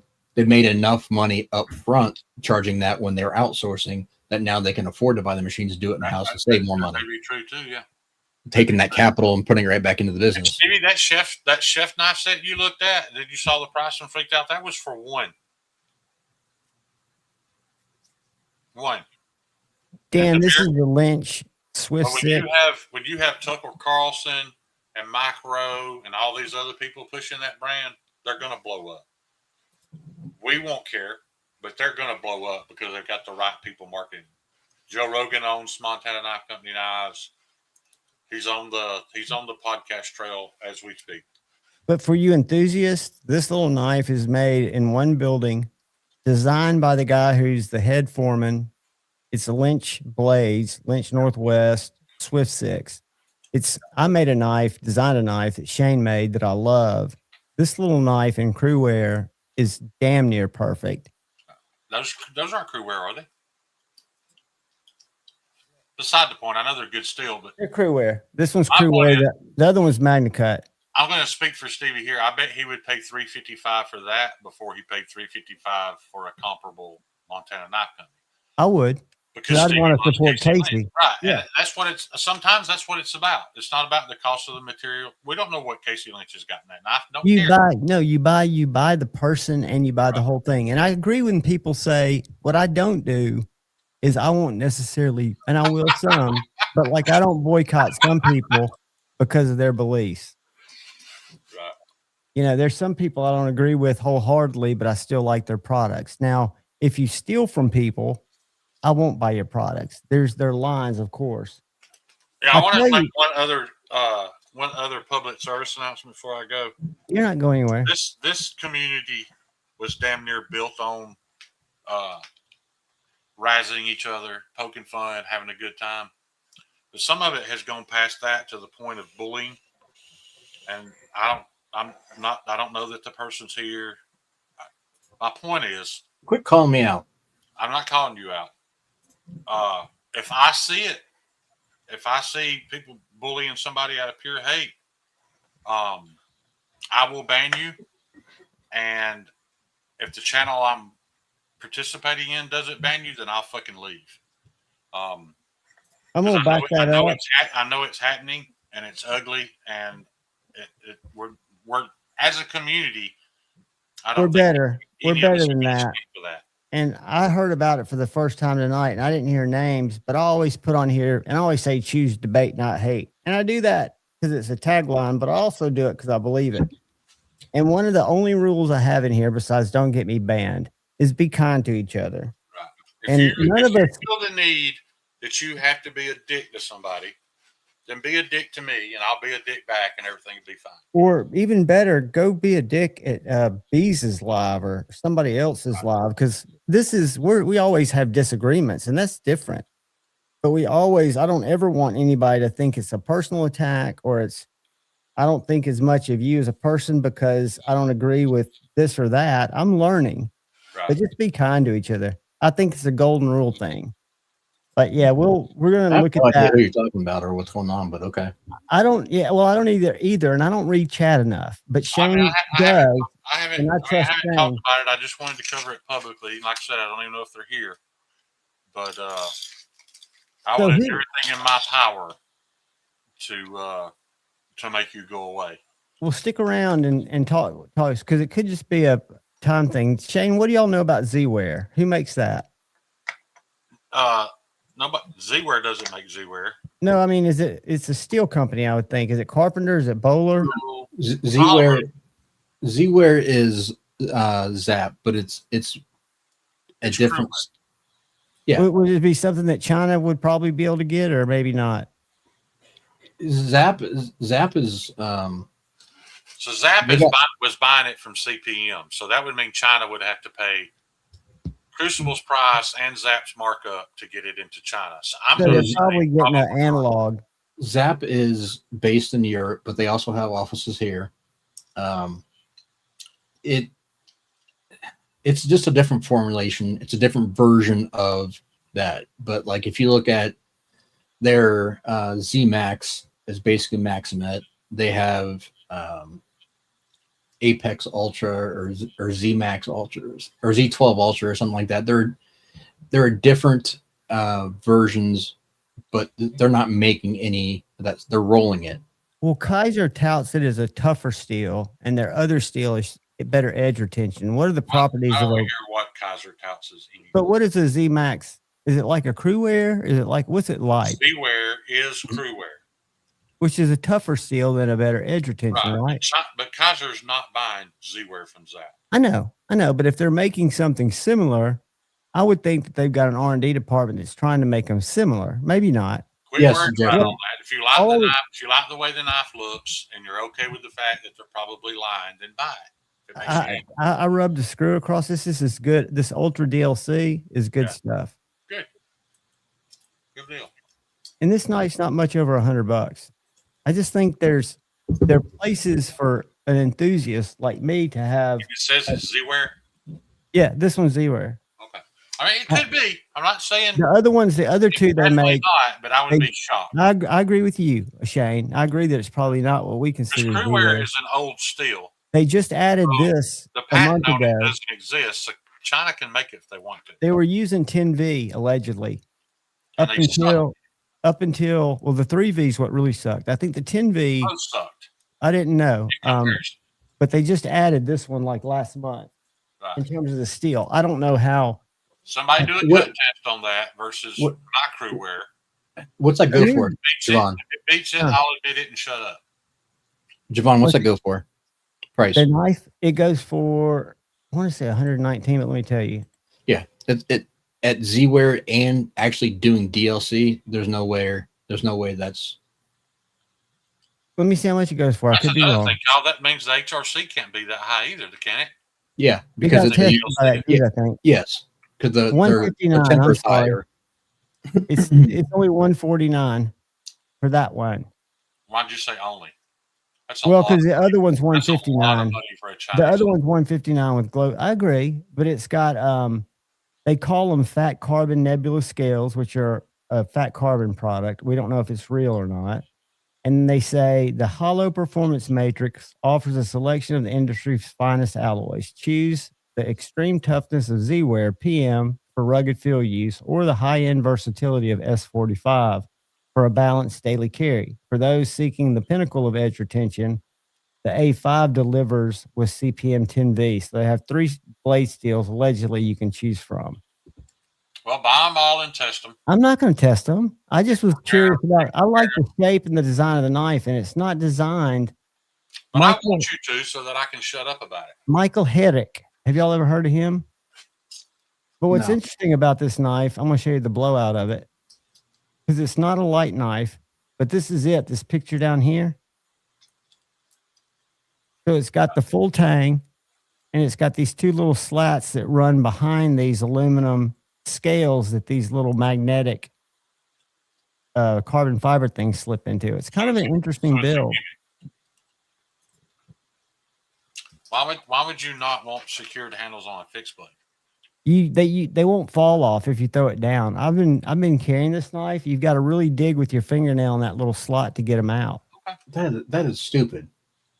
I agree, but I think what they're going to do is I think they're going to offer a couple of different scales. And for somebody like me, a city guy, or I dare say one of you guys, do it like TRM then. watch this. I know they could have, because they didn't want to put a screw in it. They did in the first one. These magnets aren't coming off. The only way you can get them off, it's got a little finger hole, and I've got to find it, and I've got to actually pry with my thumb like a slip joint. Hold on. I've got to really give it a pry to pull those 3 magnets off of there. What's going to happen when Tree Stabbing Troy stabs that into a tree and the handles fall off? Handles aren't going to fall off because it's full tie. They're screwed in. He tries to bury that into a white oak. You're going to guarantee him the handles aren't. I guarantee you, I can bury it into my tabletop right here. So you're going to pay his hospital. Did you hear that? I heard it. That was. You want me to show you a picture of it stuck in my table? Oh, impressive enough, I believe. Look. I bet your knee's tougher. Do it to your knee right now. I wouldn't do it for my knee. That table's pretty tough. Let's see how the tip held up. That little blunt tip. Go snap it in your car door. Never mind. My car door. Screw you. Guess what I got today in the mail? What? It's even worse. Guess what's paid off? What? My car. Right. So I've got a paid off car with the door. So I'm gonna have a harder time getting it fixed. It's gonna be a nightmare. But anyway, so I like this. Are you saying the bolsters bolt on? So it's just the The only thing that's magnetic is so the I can bolster. see that now because it can't. The bolsters are The insert, that little metal strip is what mounts behind to the tang. Okay. So that's less annoying. John, but you know where they got that from, right? The magnetic from Pyrotech. Well, that's because Kay and Damon used to work there. They left and they took some of their stuff before they left. They weren't allowed to take designs. They kept some of their designs. So they took that tech. I mean, it's been done before, don't get me wrong, but the way that they're doing it was straight from Kay and Damon. I love Kay and I love him as a guy. Their knife is too expensive. What's the deal? 100%. Being $300. Why? Where do they come up with that number? They're from I don't know. But do they sell them? I see them. I always see them in stock. You're the one been preaching. It don't matter how much you fuck the people. It's whatever the market will bear. That's right. But the market won't bear that knife, is what I'm saying. I agree with you. Apparently, they believe you. I don't know if they're making a lot of knives, Shane. I've never. Do you know anybody who owns one? If they don't, they're gonna wake up with their throat slit. I don't know anybody who owns a Pyrotech. I do, but it could be it's. Isn't it just S35 or is it Van X? Is it something? It doesn't matter what they say it is, but it doesn't. Yeah, what's up, Ron? Ask away. What did Ron ask? Oh. Absolutely. All right, guys, I'm getting sleepy and having. You're not getting sleepy. You're just about to lose an argument and you're going to leave. And getting mean, just like I told y'all not to be. So I better. He's not losing any argument, John. I'm kidding. I'm just picking on him, Kyle. You didn't put up any theory. John, you do know that when somebody tests a Chinese steel and we find out it's the exact steel they said it was, and somehow they got lucky and it performs exactly like the U.S. version does. I know you're going to cheer for it. Nope. It's going to take 5 years for me to acknowledge it, just like it does every time you ask Gary something that me and Kyle have been telling you for the past 5 years, and you didn't fucking listen. 5 years. I listen. From the day that they nail it, you still have 5 years. And y'all said that and before you go. You said you've been telling me the same thing for 5 years. I can't think of an epiphany I had that came in the same. Which epiphany are you talking about that y'all have been telling me? I've always agreed with blade geometry with you. No, I've always tried to learn. You said that. No offense, but you say that he's a wealth of information, which is great. But he hasn't told you anything that we haven't told you in the past 5 years. No, and that doesn't mean that he's more credible than you. All I say is we're not saying that. To have him back y'all's situation up, you have to both admit he's made many, many more blades than all of us to combine. What does that have to do with the price of eggs in China? It has to do with experience, just some Literally replication. one of the people that I set out to make knives like before I ever knew who he was. I just think to hear him say, all I'm saying is, and a lot of the information that I've told you in the past was Gary's information. But he gets it from Laren. Doesn't it all really come from Laren's information that Gary just practices? No, not knife making. Yeah, I mean, I don't ever doubt it. I don't understand it. I think y'all think me saying pushing back, it's me trying to understand something that I have no basic conception. Y'all have basic conceptions of that stuff to where you're like, I can't believe he doesn't get it. We don't care that you push back. We care that you don't listen. No, I listen. I don't comprehend that kind of information. Right. Shane watched me watch my second movie in 30 years over the weekend. I didn't watch the whole You want to know what he watched, Kyle? Not really. John hadn't watched a movie in 30 years, and we sat down. The Titanic, and we watched the last how many questions did you have to ask about that? Very little. And I knew the brother, didn't I? I knew it was going to be the brother. You said, he called that being his brother before they exposed it, and even I didn't do that. But when you watch it the second time, you feel stupid. You're like, man, why didn't I know that was his brother? Well, I wondered where his brother was in the back scenes. I thought either he got killed by one of the mafias that turned him bad, and we'd learned that. But when it came down to not, I was kind of thinking it was him. But anyway, no, I've never not agreed with y'all. I don't understand it.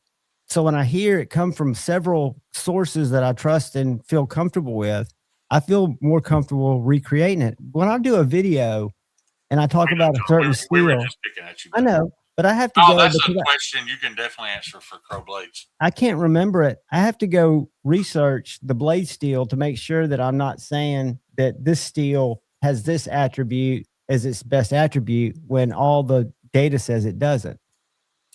Well, if you just write down what we tell you, you'd have all the information you need. And in all fairness, you are right, but we've been telling people for 5 years that those charts, a lot of them created by Blade HQ, are just not right.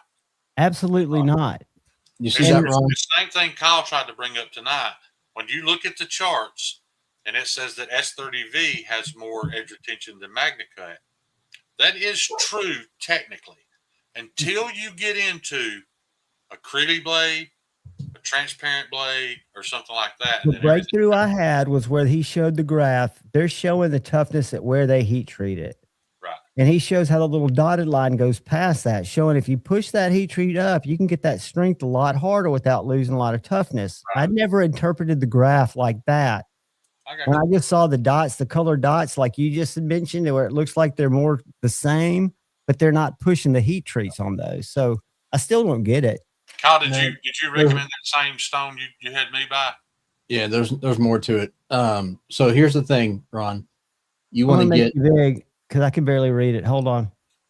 You need to get the PDT, the premium silver, and it's the vitrified. That's the one you want. And it is badass. This is totally different than the Atoma is. Hold it up there one more time while I screen clip it. Hold it up there one more time for just a second. Okay, here's a perfect example, John. I've told you this 14 times, and you don't remember. But I've never written it down. Plus, I don't have the money to buy it, bitch. I got a blank screen. Hold it up there. Jesus Christ! Just for a second. You want me to spell it? It's going off the rails, boys. I've got it. I've got it now. You sure? Yep. Kyle, the first time I used that to shot in front of people, literally, because they've been there with me sharpening a dozen times. And the first time I broke that stone out, everybody stopped what they were doing and turned to look to see where that noise was coming from. Oh, it grinds. Because it's loud. The difference on that is the Atoma will cut really, really aggressive for, 20 blades, 30 blades, and then it starts dying off pretty quick. And then you have to buy the replacement packs, which are overpriced, and just buy this once. It's expensive. It's like $105, but it will last you. I'm on probably over 100 blades with this now. And I need to get 10 blades out of my Atoma. Maybe I have to use too much pressure.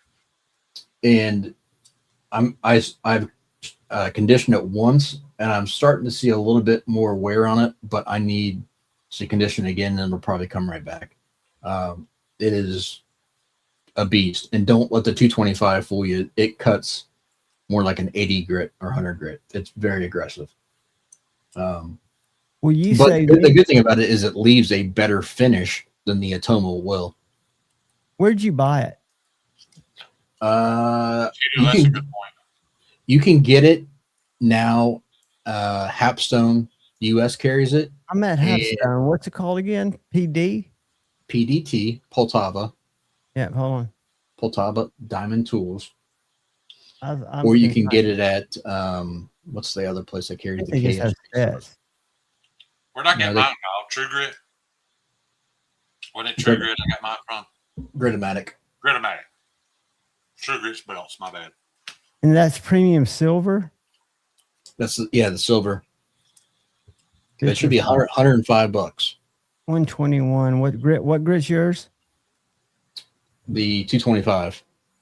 All right, this is 121, but I might have the wrong stone. PDT, premium silver, CBN, vitrified metal bonded. Yep, 100/80. Or 100/80 is with microns. Yeah, U.S. market carries them, but Poltava, Hapstone now carries them, shipping from the U.S. Is that it? Yes, it should be. For somebody who's not changing their angle much, who's trying to chase their angle, who sharpens as few as me, you probably don't need it. I probably don't need it. Changing the angle. I mean, that would still speed up your sharpening, but you don't need it if you're. Here's the thing: it doesn't matter if you're changing angle or not. Why would you not want to apex it quicker to get onto your next stone to be done with? I would want to, but since you told me I only need 3 stones really in my rotation, and I've got my 2 low stones are very close, that if I went back and this forth, this would be the core stone that you would get if you're starting out. If you're going that's $100 for right. Yeah, you don't need it. Did you hear that part? Well, Kyle said I do. John, shut up and let me talk. I'm listening. What I'm saying is, if someone's starting out or someone wants to replace their stuff, buy this. This will get you going and last you a long time. This will set all your angles, set all your bevels, and get you going to the next stone faster. Agreed. The next stone you're going to get is something in the like F240 range, which is like the Alpha series or the Veneve or whatever you decide to get, right? Then if you want a third stone, you can get something in like the F550 to the F600 range, somewhere in that, and be done with it. That's your 3-stone setup. Okay. But if you already have a coarse stone that's good, you don't need to replace it until it's time. I got you. When you replace it, invest money, put money into your core stone. This is your most important stone. This is what sets your bevels. This is what creates your burr. Everything else from there is refinement. Yeah, that cuts, really. That's what's cutting everything. It sounds like you're dragging it across the cinder block. We've heard him sharpen. Sounds horrible. That's what we quit hearing in Atlanta 2 years ago. 5 minutes ago, I told you don't fucking need it. Terry, if you didn't have one, that's the one to buy, but you don't need it. Terry, that Poltava 80 that you got, the one I recommended to you, cuts about the same as this 225. It's crazy. But if it was 3 years ago and I was working, I would buy it for the time frame because I lose focus is why I think I get my swirlies. I think a lot of that's part of my mental illness of not staying focused and not keeping the light on my blade and letting the stone come off the blade, where if it cut quicker, I could probably keep the shorter focus and I'd probably have a better job. Yeah. I don't know how I got the curlies on those last ones, but I think we get them when we're cutting. The only thing I didn't tape it, but I was in a hurry. I do remember my motion being pretty fast. So I guess that's how I did it. What's the downsides of taping it if you clean your stones after every? Because I use that bar friends cleaner and soap and water after every sharpening. Laugh at you because you hadn't figured it out. No, I'm not gonna laugh at you. Do what you got to do to make it work. But it's just extra time. Yeah, it does take an extra 10, 12 passes to get it good. And no, I mean extra time as far as spending the time to line it up and tape it well. But the other thing I was going to ask you, this Captain tape or like this acrylic tape I've got, then it probably could get in the stone and mess something up. If you're just using masking tape, so the stone will just cut right through it right off the bat. I'd never use Captain's tape to try to cut through. Yeah, or just don't use that blue tape. Don't take it all the way to the edge. Just keep it up right behind where the edge starts and tape upwards. You showed me that, and I can't get my tape to line up right. Maybe it's because I'm spastic. Kyle, that's why I told him to just fold the tape over the edge. Yeah, it's easier for me to do the blue and fold it over. If I can clean my stones and be fine with that, I don't mind the extra time. What do y'all know about Hellbender Blade Company? That's a small business. I saw him at Blade Show. River's Edge Cutlery carries him. I talked to him on hold on. I talked to him on Instagram. John, you remember me talking about that copper mine buying? Yes. That's the exact same metal that was on that beautiful knife we saw. That's also the same metal that was on Greg Datcher's knife at Knives and More, the one that sold the sawback. And that's what the fracture scales are going on. That's going to be. What's the knife? What knife model? Thug. Actually, you know what? Oh no, it'll be a Homestead for Ryan. No, or will it? No, I'm not sure. In all honesty, I'm not sure what design he wants yet. I thought the Baker's Forge was definitely. Huh? I thought the Baker's Forge was for you. Well, it's that too. But I did forget that Ryan and I were supposed to get some Damascus while we were there. I just remembered that a minute ago. The Baker's Forge. I take that back. He may want something fancier than that. Fancier than Baker's Forge? Yeah. Which would be like, who's the guy that does ZTs and Chris Reed? Chad Nichols. Is that much better than Baker's Forge? I know Microtech uses Baker's Forge. So here's the difference. Baker's Forge is more of like artisanal stuff. Yeah. Looks good, but doesn't perform as well. Chad Nichols does more of the like stainless inlays. So he's doing like a lot of 3B core, MagnaCut core, S90 core, all kinds of stuff like that. More working knives. That looks like a slightly nicer Essie. This is the one I like. And that's the dude. What are they made out of? How much are they? MagnaCut, they're like 100 and hold on. Yeah, that's definitely machine made then. Yeah, it's machine made. You said they were a tiny company. He is a tiny company. He's one dude. He's making them in the States? Yes. Is he making them himself, or is he having them cut out? No, hold on a second. Regardless, for that price, that's... Yeah, I'll pull it up because I was just at his booth, and he is... Hold on a sec. Can y'all still see me? Did y'all go to his website with me? No. Okay, I'm going to stop sharing and share again. I had to get off his Instagram. Hold on. Hellbender. Boom. I sell some of those Kaisers and buy a new computer. I'm trading Kaisers for cases right now. That's dumb and dumber. All right, go back. Go back up. What Country of origin, USA. That's 350. That's a big one. Hold on. I'm going back to the Newt. If it goes from 350 to 150 just because it's a little bit smaller, I got questions. Here's the Newt. Let's look at the Newt. And I want your questions because he's going to be on. Y'all, he's a nice guy. I talked to him at Blade Show. Y'all would get along. I don't know if I'll be on here or not. Why not? I'll make sure it's. I know. So, I'm just not real comfortable being on here. Hold on a second. Bakers. This one, Go ahead. why? 150. What are the specs on it? This one doesn't say made in the USA. It says MagnaCut blade. Hold on, I'm not seeing specs on this one. I need to find one that's not sold out because I'm not seeing made in the USA, which I saw in the other one. Did you see MagnaCut? Yeah. Where? Oh. But hold on, let's find another one. Hold on. Well, you know, I mean, when you said tiny shop, he could have bought a pallet of MagnaCut and got it cheap enough to do that. I guess. I don't know how. He has Rivers Edge Cutlery, one of the fields. Well, mate, he says he's a small company. Hold on. Sheet. I was trying to find the About Us page. About Us.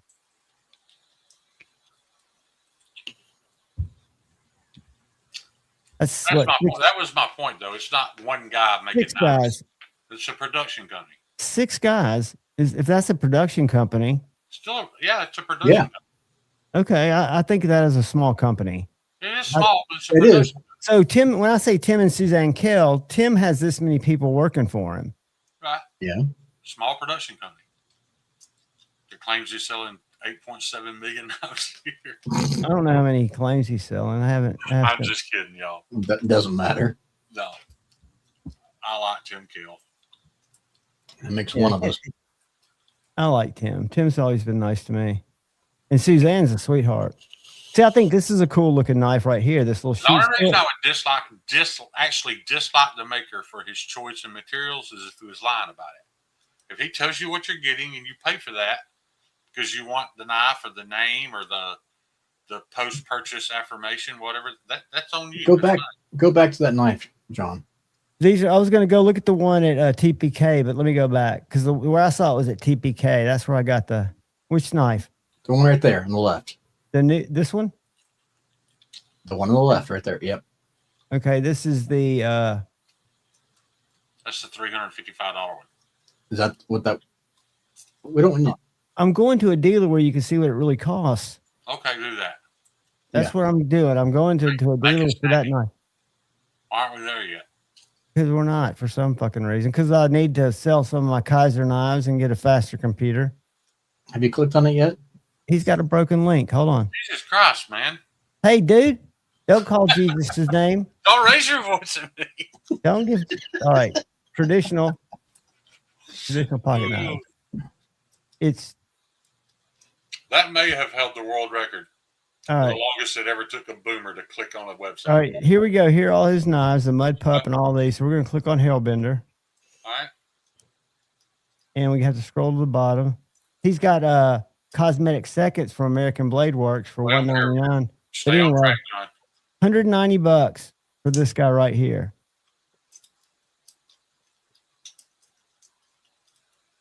Okay. And let's see where it's made. Hold on. Columbus, Ohio, allegedly. Good for them. Let's look at the little nuke. Let's look at the nuke because I still hadn't seen it. Go. All right. Go back so to it. No, you're fine. I'm going to go look something up because I can do it faster. Thanks, man. I'm looking for the nuke.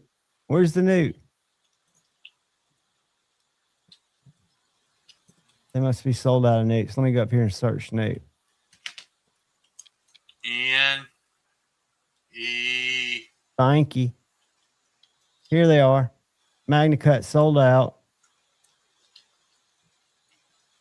Columbus, Ohio. That might be his stop loss knife. 6 inches, Columbus, Ohio, $165. Oh, they're only 6 inches? 6 inches, yeah, $165. You can get 40 of them out of one bar. I told you it was a little pocket knife with a leather sheath. I know. I just didn't know it was that small. It's tiny. But see, that's what I financially cannot make that knife for that price. I know, but we're going to design a knife about that size. The next knife for that price. The next Javon, it doesn't have to be. Hang on a second. Back up. The next Javon knife's going to be little. I thought the last one was pretty damn little. No. I'm wondering. I mean slender. I'm sorry. I'm wondering what Cheeto was mad because we designed it for a child's hand. I'm coming on here, Zach. Damn it! Shut up. I'm wondering if they did not rebrand or take over manufacturing from someone else who was in Columbus, Ohio. That Look it up, find out. Go to Chat GPT, it'll tell you. I'm not, John. I'm going to Chat GPT. I'll find out before you do. Chat GPT. Oh God. Was Hellbender Knives? Who was Hellbender Knives before?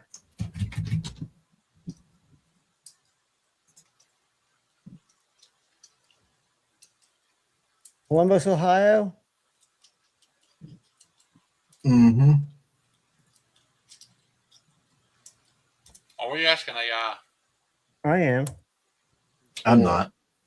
Because I don't really. All right. Based on problem search results, there's no evidence that Hellbender Knives was previously another company in Columbus, Ohio. Results to point to a current Ohio, USA knife maker, but not a prior corporate identity or rebrand. If you're asking whether they were formerly operating under a different shop name, DBA, or maker name, that would need a business record search through the Ohio Secretary of State filings. Yeah, that's what I was searching for the because you can just put Columbus and it's whatever, but they don't have a address on their website for a contact. DBA or maker name. Hold on, let's see. John, I'm going back to Hellbender. I'm listening to you. All I was doing was cross-referencing addresses because there's another OEM company that the shop looked very familiar from those pictures that's outside of Columbus. Watch this. I'm going to pull up their Google My Business. And it'll tell me their exact address. I'm jumping in the chat, y'all. No, you're not. Yes, I am. Sit tight. Stevie's about to come. No. Love y'all. I'll be in the chat. Sissy. All right. They're not showing a Google My Business listing, which is interesting. Here's a 4601 Lyman Drive, Hilliard. Wait, that's their address? Yep. I'm going to share it with you right now. You know who that is? Nope. I'm going to share it with you right now, and then you're going to tell me. Hold on. Okay. I'll pull it up. Can you see that? That's River's Edge Cutlery. Never mind. No, that's Wreckman. River's Edge Cutlery is Wreckman. I know, but my point was I'm thinking that shop looked like Wreckman's shop out of Hilliard, which is right on the outskirts of Columbus. Traditional Pocket Knives and DLT Trading, which are two of their retailers. Maybe that's where they're making them. Look, and now look who comes up. Look who comes up right under them. Yeah, Terry just put it in there. He found where they're headquartered at. They're making them right there. No, that's Wreckman. Right. Wreckman is their OEM, a USA OEM. That's my point. So this company is not a small company. They're not making their own knives. They're either A, having Wreckman do it, or B, they took over Wreckman.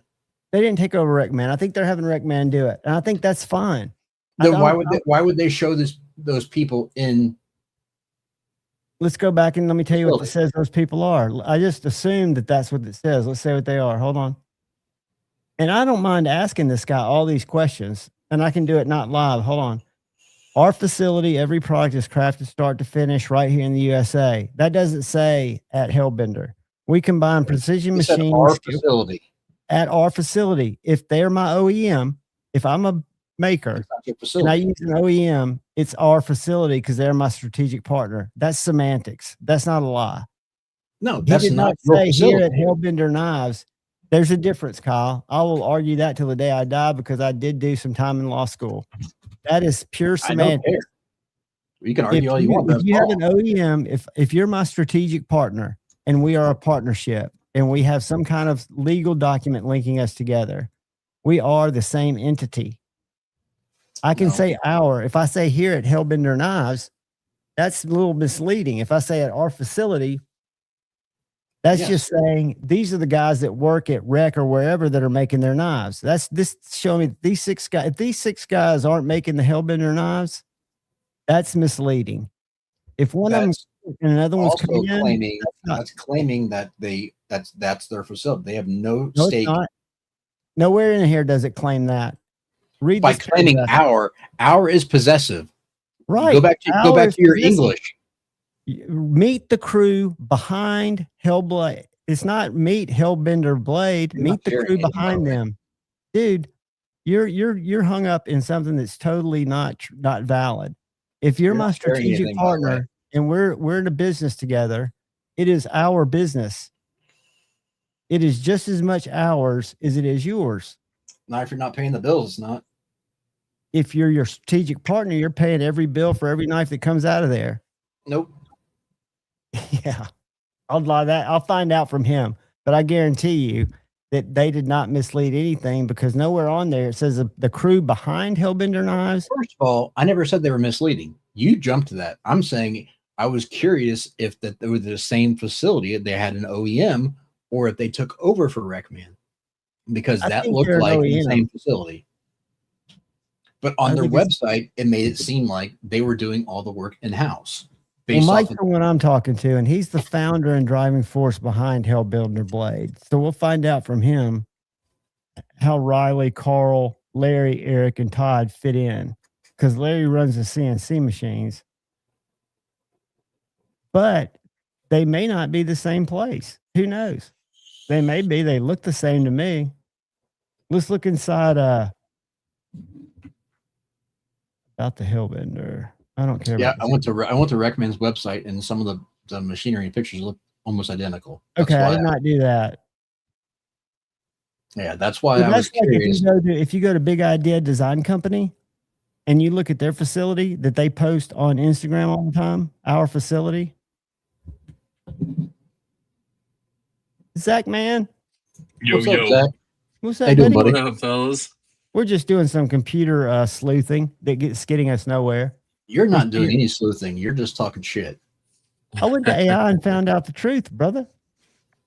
It's semantics. We're still stuck on semantics. Zach, if I'm Hellbender Knives and on my website, I don't say here at Hellbender Knives, I say our team, and I have an OEM that's my partner legally and strategically that is in the United States, it's a different company. Is that not our team? If they're making my knives? Personally, I think if you're saying this is my team, they should be your team, your employees. Okay. So you need to be writing them a check. Well, I mean, it's similar. It's similar to, like, I mean, let's say you and I are in business. Well, right, but I mean, let's say I'm taking your design, but I'm building it. You're making my design. So if I take your design and I'm building it, am I going to include you and say this is Javon's design, or am I going to say this is Zach's knife? Chances are, the way the contract's written is it's Javon's knife, and John has chosen Zach over any other manufacturer in China or anywhere else to be the sole provider, hence the partner for 5 years or however long the contract is to make these knives. John, read what this. What if Spyderco has knives made in Japan? Is it still Spyderco? When they have them in Taiwan, they are, right? In the private chat? No, right on screen that I got highlighted. Oh. So that begs the pardon, or begs the question. Is Recman not doing well, or they're allowing another company to be in their facility manufacturing, or are they just straight OEMing for them? I think, I don't know if that statement on the screen tells me something different. I think they're their strategic partner. They are contracted to make their knives in the States, which makes them, and those 6 guys that are working at Recman that make all the Hellbender knives, it makes them part of the Recman CEO's team, because he has entrusted them with the production. It doesn't say here at Hellbender Knives. We don't know that they are actually working at Recman. No, we've got questions. I've got questions. That's my point. So I'm trying to get to the point of what is the actual working arrangement? Are his employees working under the same roof as Recman, or is Recman doing the OEM work? Because in my mind, if you're saying, and if you're showing pictures of your guys at Recman facility, and you're saying this is our facility where we're working, I find that to be disingenuous. Big Idea Design Company is also being disingenuous. I never felt it that way. I reached out to them because they post pictures on Instagram all the time of the CNC machines that make their overlook, their little EDC fixed blade that's made in the United States. It's in Chattanooga. And I wanted to come up there and film. And they said, well, we can set it up, but it's down the street from our offices. It's our strategic partner. That's a beautiful knife. I think that's the best button lock Protex ever made. But anyway, so I knew right away that they had a strategic partner in Chattanooga that they turned over their second run of outlooks. When they first did them, it was Best Tech that made them. So I still look at that as Best Tech was their partner beforehand, and they could have had 20 Asians standing there and said our team. And then when they switched to the 8 guys down the street in Chattanooga, they could say, this is the team that's making our knives, our team, because I depend on them every day. They're my workers. It's like if I'm roofing a house and my subcontractor is a framer, if I'm a builder, that's my crew, even though they don't work for me. In that case, it's different because I'm writing them a check as a builder, but I don't know. I think that's semantics. I don't think it's necessarily there's a yes or a no way that's fair or not fair. I think it's just them calling it out within the framework of what it is legally. Well, I just have to say, while Hellbender Blade Co. designs the knives, they utilize Reckman USA to manufacture or build their products. For example, the Hellbender Half Chete model is specifically listed as being made by Reckman USA. That's from Terry. Yeah, I believe that. I believe that 100%. That they have someone making their knives, but they're not having someone overseas. It's like Lucky Dog Knife Company has that small knife maker in Ohio making his knives instead of David Mary Customs this drop, who is a guy in Canada. I still think of them as Lucky Dog's knives, even though they were made by another guy. And yes, Lucky Dog Knives doesn't say this is my guy, but I can see if I'm a small company and I've contracted with a little bit larger company to make my knives, and they're, in the States within what I'm claiming, I'm not saying anything wrong by saying this is who makes the knives. This is our team. I depend on them every day. I just will saw say that. this, Javon. Yep. What knife have you carried the most in June? In June, buddy, I try to carry other knives. My Fred is in my back pocket at least 3 days a week, including weekends. But in terms of folders, this month, my Benchmade Mini Adamas with Lex International Custom Scales. Okay. It's an odd one for me to carry, but I work part-time at a knife store that's a Benchmade pro dealer.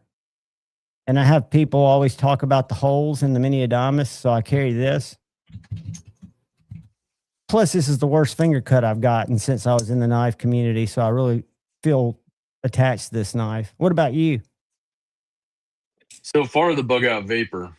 The Bug Out Vapor is amazing. I reviewed it 6 or 7 days. And see, that's why I have a suspicion about you, because I was able to review it because we bought 6 of them and they're all sold except for one. And I think people talk about how expensive it is. It's $25 less than the aluminum and Richlight Bug Out. And the hardware is totally refined. I think it uses the Narrows internals, and I think it's the best Bug Out I've ever felt. The backspacer and the aluminum handles make it just crisp. I love it. Yeah, it's good. The hard part is it's not for everybody. However, it disappears in your pocket. Especially when you're wearing boxers, around the neighborhood. On boxers, it's great. You could actually put them on your wanker hole and it won't drag them down. It's so light. 1.7 ounces. 1.7 is what I weighed it at. I will say this, and as you've seen, comparing all the Bug Out models there at the store, anything with the aluminum handles, it just makes it a different feel. I don't know if you saw on the live stream Sunday, Sunday Fun Day on my channel, but I was in there. We built that Bug Out everybody, we built it together, and then I gave it away with those awesome AWT aluminum scales. And Yep. it's an amazing different knife, you know? It changes everything about it. What's amazing Yeah. about the Vapor is it's so light that the hardware has been totally redesigned. Everything is minimized, but it's still stiff. And there's no liner inside of there that I could see. There must be a No, small one. it's linerless. Okay, I didn't take it apart because it wasn't mine. Have I'm you gonna take it apart this weekend on my live stream, or maybe do a video so everybody can see. But there is a tricky spot on getting it back together, but Well, you we just have to sent be one patient. back that I don't think was flawed. When you take it apart, you'll notice that little thing that looks like a stop pin that the wire attaches to at the top on the Yeah. spine. That thing is on a little 45-degree slider. Mm-hmm. So it'll slide back and forth. I don't know why, but it got crooked. It got kicked in there where one side, like to the right side, if you looked at the spine, it was at a 45-degree angle. And I think with a pin or something, you could have pushed it back up. But I'm curious when you take it apart. You could probably loosen up the screws a little bit and get it back centered in there. I would think so I easily. think the hard part is like I think you're also mass producing them, so you have, you know, dozens of people building these 24 hours a day, you know, and it's a great knife. I can't wait to see a different one, but just color scheme wise. Looks like Bugsy's going to bed. But I really like the 940, as you know. So it's gonna have a fit because they're two totally different knives. I was talking with a buddy of mine tonight who's an engineer, and he's like, he's competition shooter, and he's like, yeah, my bolt got stuck on my one rifle a little bit, and he pulled out his 940-2, just the black G10 S30V blade 940 Osborne. You know, it's got that little bit of a thick, you know, thickness behind the tip. Absolutely. And so you're able to get in there and, you know, use it to pry a little bit, even though you're not supposed to. But I've used them for over 25 years. So I think the hardest part is, you know, you guys were touching on it earlier. And I know Stevie went by MKC. But the pricing is just up there. And that's the hardest point for anybody to get over. On the Benchmade or on the other? Because the Benchmade, we get both. over, I mean, like their first folder they just put out is $390 for a liner lock, which is high. Benchmade, you know, Benchmade is 375 or what? You guys had 368 or something like that. You had yours. That was one of those where it's the most expensive bug out in a production model besides that aluminum Richlight combo. Exactly. You know, even the M390 aluminum one was a huge upgrade, and I think that was a little cheaper. So, Zach, so in regards to the Vapor, so I've got one quest, or kind of, I don't want to phrase it. I got one scenario I want to put towards you and see if it makes sense. So I don't have a problem with people spending money on what they want. That's fine. Or buying Benchmades. I'm not personally a fan, which is okay. I can still, right. I respect people who do. But if you're going to get a crossbar lock at $375 for what most retailers will have it for, you can spend $40 to $50 more and buy a USA made custom crossbar lock by a custom maker in as good, if not better, materials, that I have a hard time saying someone go buy the bug out. I can give you what I tell people at the shop, and I'm not misleading them. You're buying the best warranty in the business. Granted, the knife could be better from the custom maker. The custom maker could get hit by a bus tomorrow. It could happen. If it's apples and apples, the bug out, like and this is off the record, but a list price on that knife is $350, I believe, on the Vapor. And you can come in my shop and get a 15% discount and us pick up your sales tax. Right, John, but not everyone's doing that. I'm going off of what the street price is for most retailers. Well, Blade HQ, I think, remedies that price. I think if you go to Blade HQ, You're right. It's high. I agree with you. And the people that are buying it at Knives and More are engineers. They drive Mercedes, and they're looking for something very light in their pocket. They do carry knives and basketball shorts. It's weird dichotomy to me. What I'm surprised with also is they put a back spacer in it that has the V that shows you that the blade, if it's slightly off center, it extenuates that. And I'm not seeing one that's not perfectly centered. $375 at Blade HQ right now.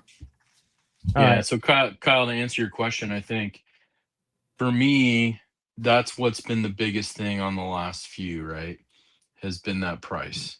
And I think that's why, the aluminum rich light combo that Javon was talking about, it didn't have those high production sales, and I think, when, Todd Carr just put, the Hogue deck over the bug out.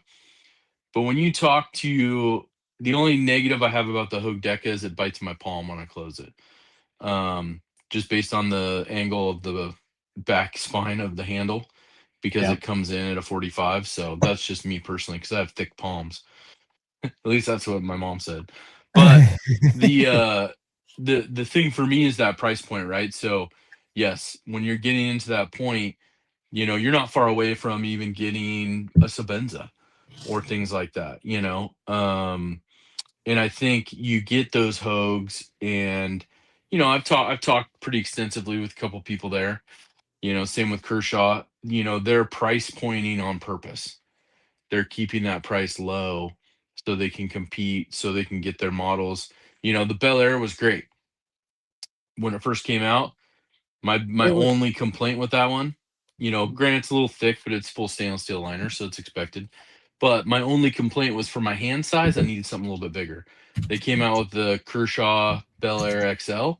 It's the best knife for my hand, right? I mean, I other love than the that knife. Iridium, but the Iridium's right now, the Iridium's not USA made. So this is what I'm talking about here, the Bel Air XL, and I like I the love it. stack handle too. So I totally get it, and I think that's the biggest price point problem. You're in the 200s with the Bel Air XL, and so I think Luke put in there earlier in the chat about trying to find out who's making those custom crossbar lock ones. So Because I'd love to check one of those out too, personally. Here, I'll share the link right now. Nice. Actually, I'll share the screen and show it to you. So Well, this guy was, but they changed Wrong. theirs to a button lock. This guy's out of the up in your neck of the woods, I do believe. I think he's out west or out Pacific Northwest. Here you go, Vulcan Knives. So this guy, it's a tie frame, or it's a tie scale, but it's got carbon fiber, but it's tie liners on it. And then so like that one is doing Z Max 67 HRC. That's almost 8 inches, 4 ounces overall. He's doing it all in-house by himself, one man, and these are going for like 4 1/4. Nice. I would choose that over it, and I'm not even held that night. Oh man, you had to show me the blue ones. Yes, sir. Is that a Warncliffe? Here, I'll show you. Even make one big. Let me pull up a picture. I'll pull up a picture of one that California. Okay, I knew it was out west somewhere, but he's in Cali. Okay. I'll pull up a picture of one that I worked on. That aren't the crossbar locks the easiest for a custom maker to get right? Yeah, but also the weird thing about I'm not a fan of crossbar locks because of the feeling of lack of detent, right? And that the Vulcans that I tried are the closest thing to a detent that I've felt out of a physical detent. Yeah, and it's actually pretty damn snappy. I've tried 2 of them so far. One thing that you got to remember too is the Narrows might have been overpriced, but I look at the Vapor as a Narrows light more than a bug out thin. because it's got the internal workings and it feels more like a Narrows because we've got one, a mini. And to me, the bug out vapor feels just like a Narrows. And I think the internals replicate that. Here you go, Yeah, Zach. it's exactly the same. Ooh, look at that. Does that tell me that's not a hologram? Hologround Hawkbill Magna Cut. That thing's like almost 9 inches long. It's a big knife. Damn. Carbon fiber, tie liners, and it was like $450. Dude, that's nice. Neat. Yeah. Is he well known, Kyle? I've been promoting him on your channel for over a year, John. Well, I mean, it's cheaper than like a Hawk Talon that my buddy A to Z just ordered. He's actually, he started off doing button locks and then he started doing crossbar locks, and within the past 6 months he just ventured in. He started doing some frame locks. I haven't tried it in the frame locks yet, but he makes good looking stuff. Are you sharpening those? Yeah, I sharpened that one for someone. That's beautiful. Yeah, it's 9-incher though, almost. Yeah, it's a big boy, but not all of them are. Some of them he does that are like, some of his folders are closer to like 7 inches. So he does a wide variety of shapes and everything else. I totally agree with you though, like pricing. And I think that's the hard part is, you know, eventually, you know, you have these companies that are just going to either have to start bumping their prices up, or, you know, the market's going to adjust, like Javon always talks about, right? If people stop buying, you know, whatever knife because it's too pricey, then they're going to have to adjust. Well, yeah, I just have a hard time. Like if it was my hard-earned money, spending $375 on that vapor, or spending an extra $50 and getting a custom like that. But Kyle, you're like me in the minority where we're kind of enthusiasts. Picture yourself as an engineer who has a few guns and you're looking to get a lightweight knife to be like your friends. You're not going to lean or have as much confidence as a custom as you and me do. You're not going to necessarily see the value in a custom as you and me do. I'm not saying that it's for the average person who the average person's not even going to know about them. But you're right. What I was getting at was for someone who is more of the enthusiast, I think that's a harder sell between those two. If you're going into a knife shop, you're going to Shields, you're going into wherever, and that's there and available, and that's the latest and greatest, then yeah, people are going to buy it. I'm not saying it's not going to sell. I'm not saying that it shouldn't sell. I'm just saying I think for the enthusiast, it's a harder sell at that price than it is for someone who doesn't know.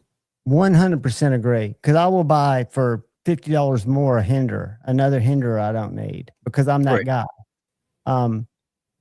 One thing, Zach just put it out there, but that vapor of the knives that we've sold the most of, it's been the Vapor and the Avalon. The ones that we don't sell, we've only sold 1 out of 4. I'm surprised, is the Chavez Scapegoat ProTech. It's very thin or very small, but it's the first production Magnum Max, and nobody's lit up on it. I show it. Is it auto? It's an auto. It's a small auto, but you know, it's kind of like the Newport, where it's a gentleman's auto. It's not a big bulky knife. It's smooth. And we sell a lot of autos there. Now, do you think that is a hands-on thing? Like kind of like the Avalon, right? It's a big boy. It feels good in your hand, people. It's a longer blade, longer handle. And so once people get it in hand, they're like, oh, this is actually pretty nice. But it does have the style cues from the Newport, which is a lot smaller. You're exactly right. I've had 2 people walk in to buy a different knife that I said, you really need to handle this while you're here, because you're not going to see it anywhere else. It's sold out. And they ended up buying the Avalon because it's such a great knife. I love that knife. I've tried to trade for it twice, but they wouldn't get right, and I worked there. You got a comment from Mark on there. I can't see the comments. He's talking about work related, buying knives that he can wear in scrubs. Yeah, I mean, you're exactly right. And to be honest with you, for city work, for everything I ever do, that vapor is more than enough because it's very stable. That lockup is very stable. It's MagnaCut. I'm not going to be doing a lot of side to side. I've got a 940 for that. But it's a great knife. I can't take anything away from it. Is it for me? Probably not, because I carry different stuff. But can I see the people it's for? Absolutely. Mm-hmm.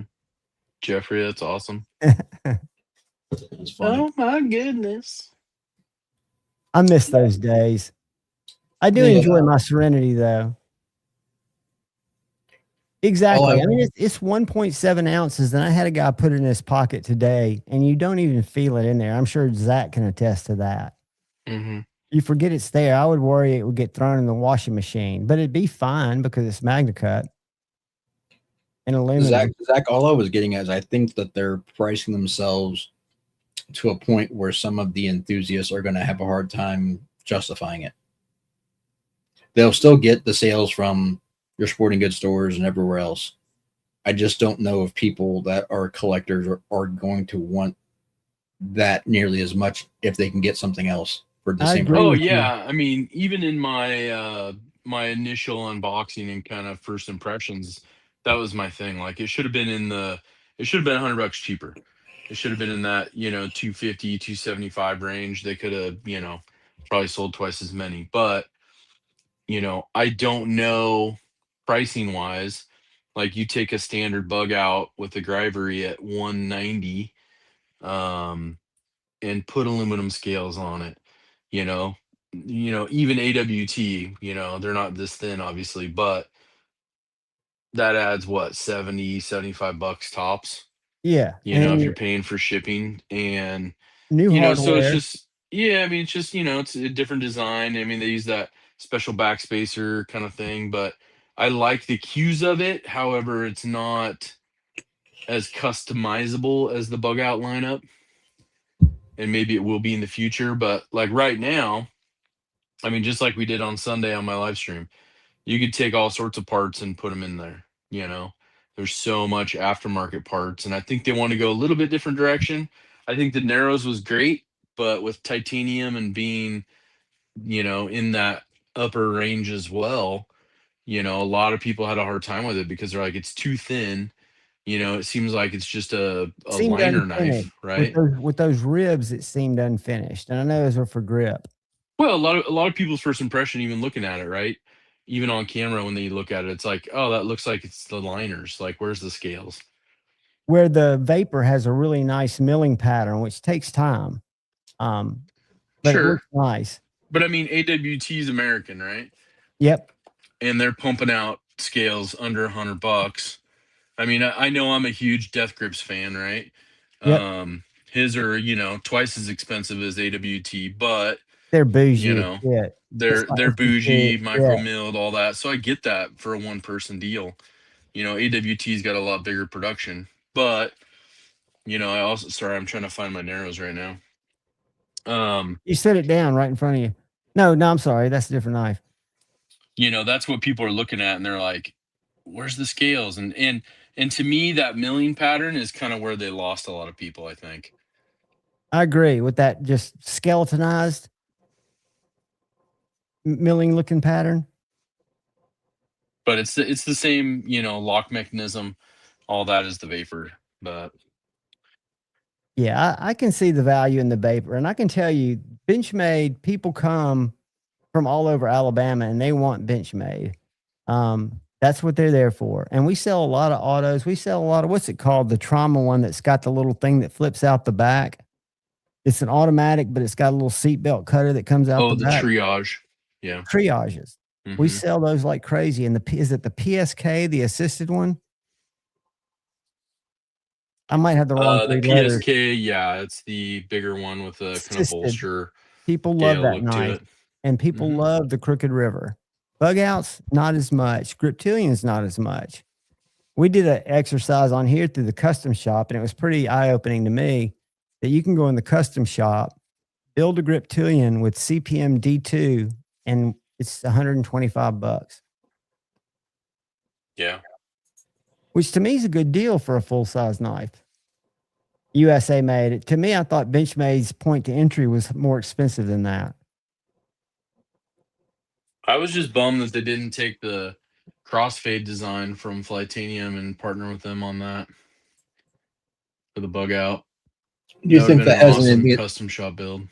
Do you have think that has anything to do with Blade HQ acquisition of them, or?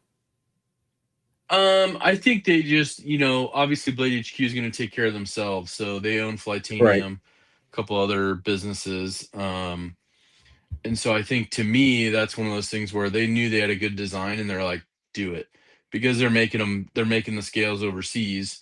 And so their profit margin's huge on them.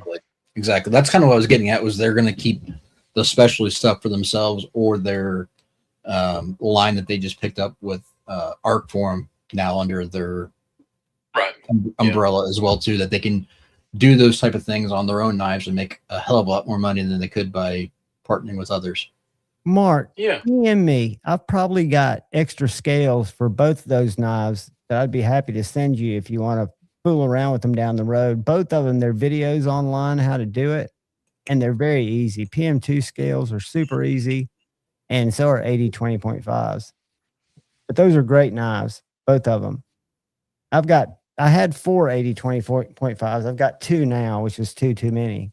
And I've got a thin, so I've got 3. And an arcade, which is really 4. I've got too many knives. We need to have a knife sales here at Javon's Knife Flicks. That makes 2 of us. So you want to sell some knives? Let's sell knives right now live. Who wants a knife? Here you go. Here, I got a blue one for you, Zach. You can buy. Well, I'm not trying to buy any. I'm trying to get rid of some too. Oh, okay. Which one you got? A full tie XM24 Warney skinny that's been reground with bronzed hardware.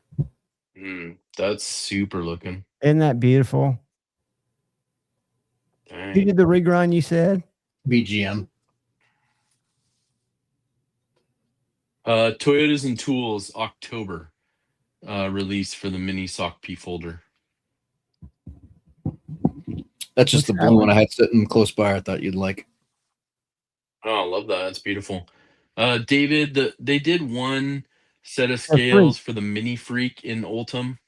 That was a SHOT Show exclusive, and it was wasn't the greatest. Yeah, they did them Rocky pattern, and it looks very whack. And they had some that were, I mean, it's Ultim, it doesn't hold up well. Let's just say that.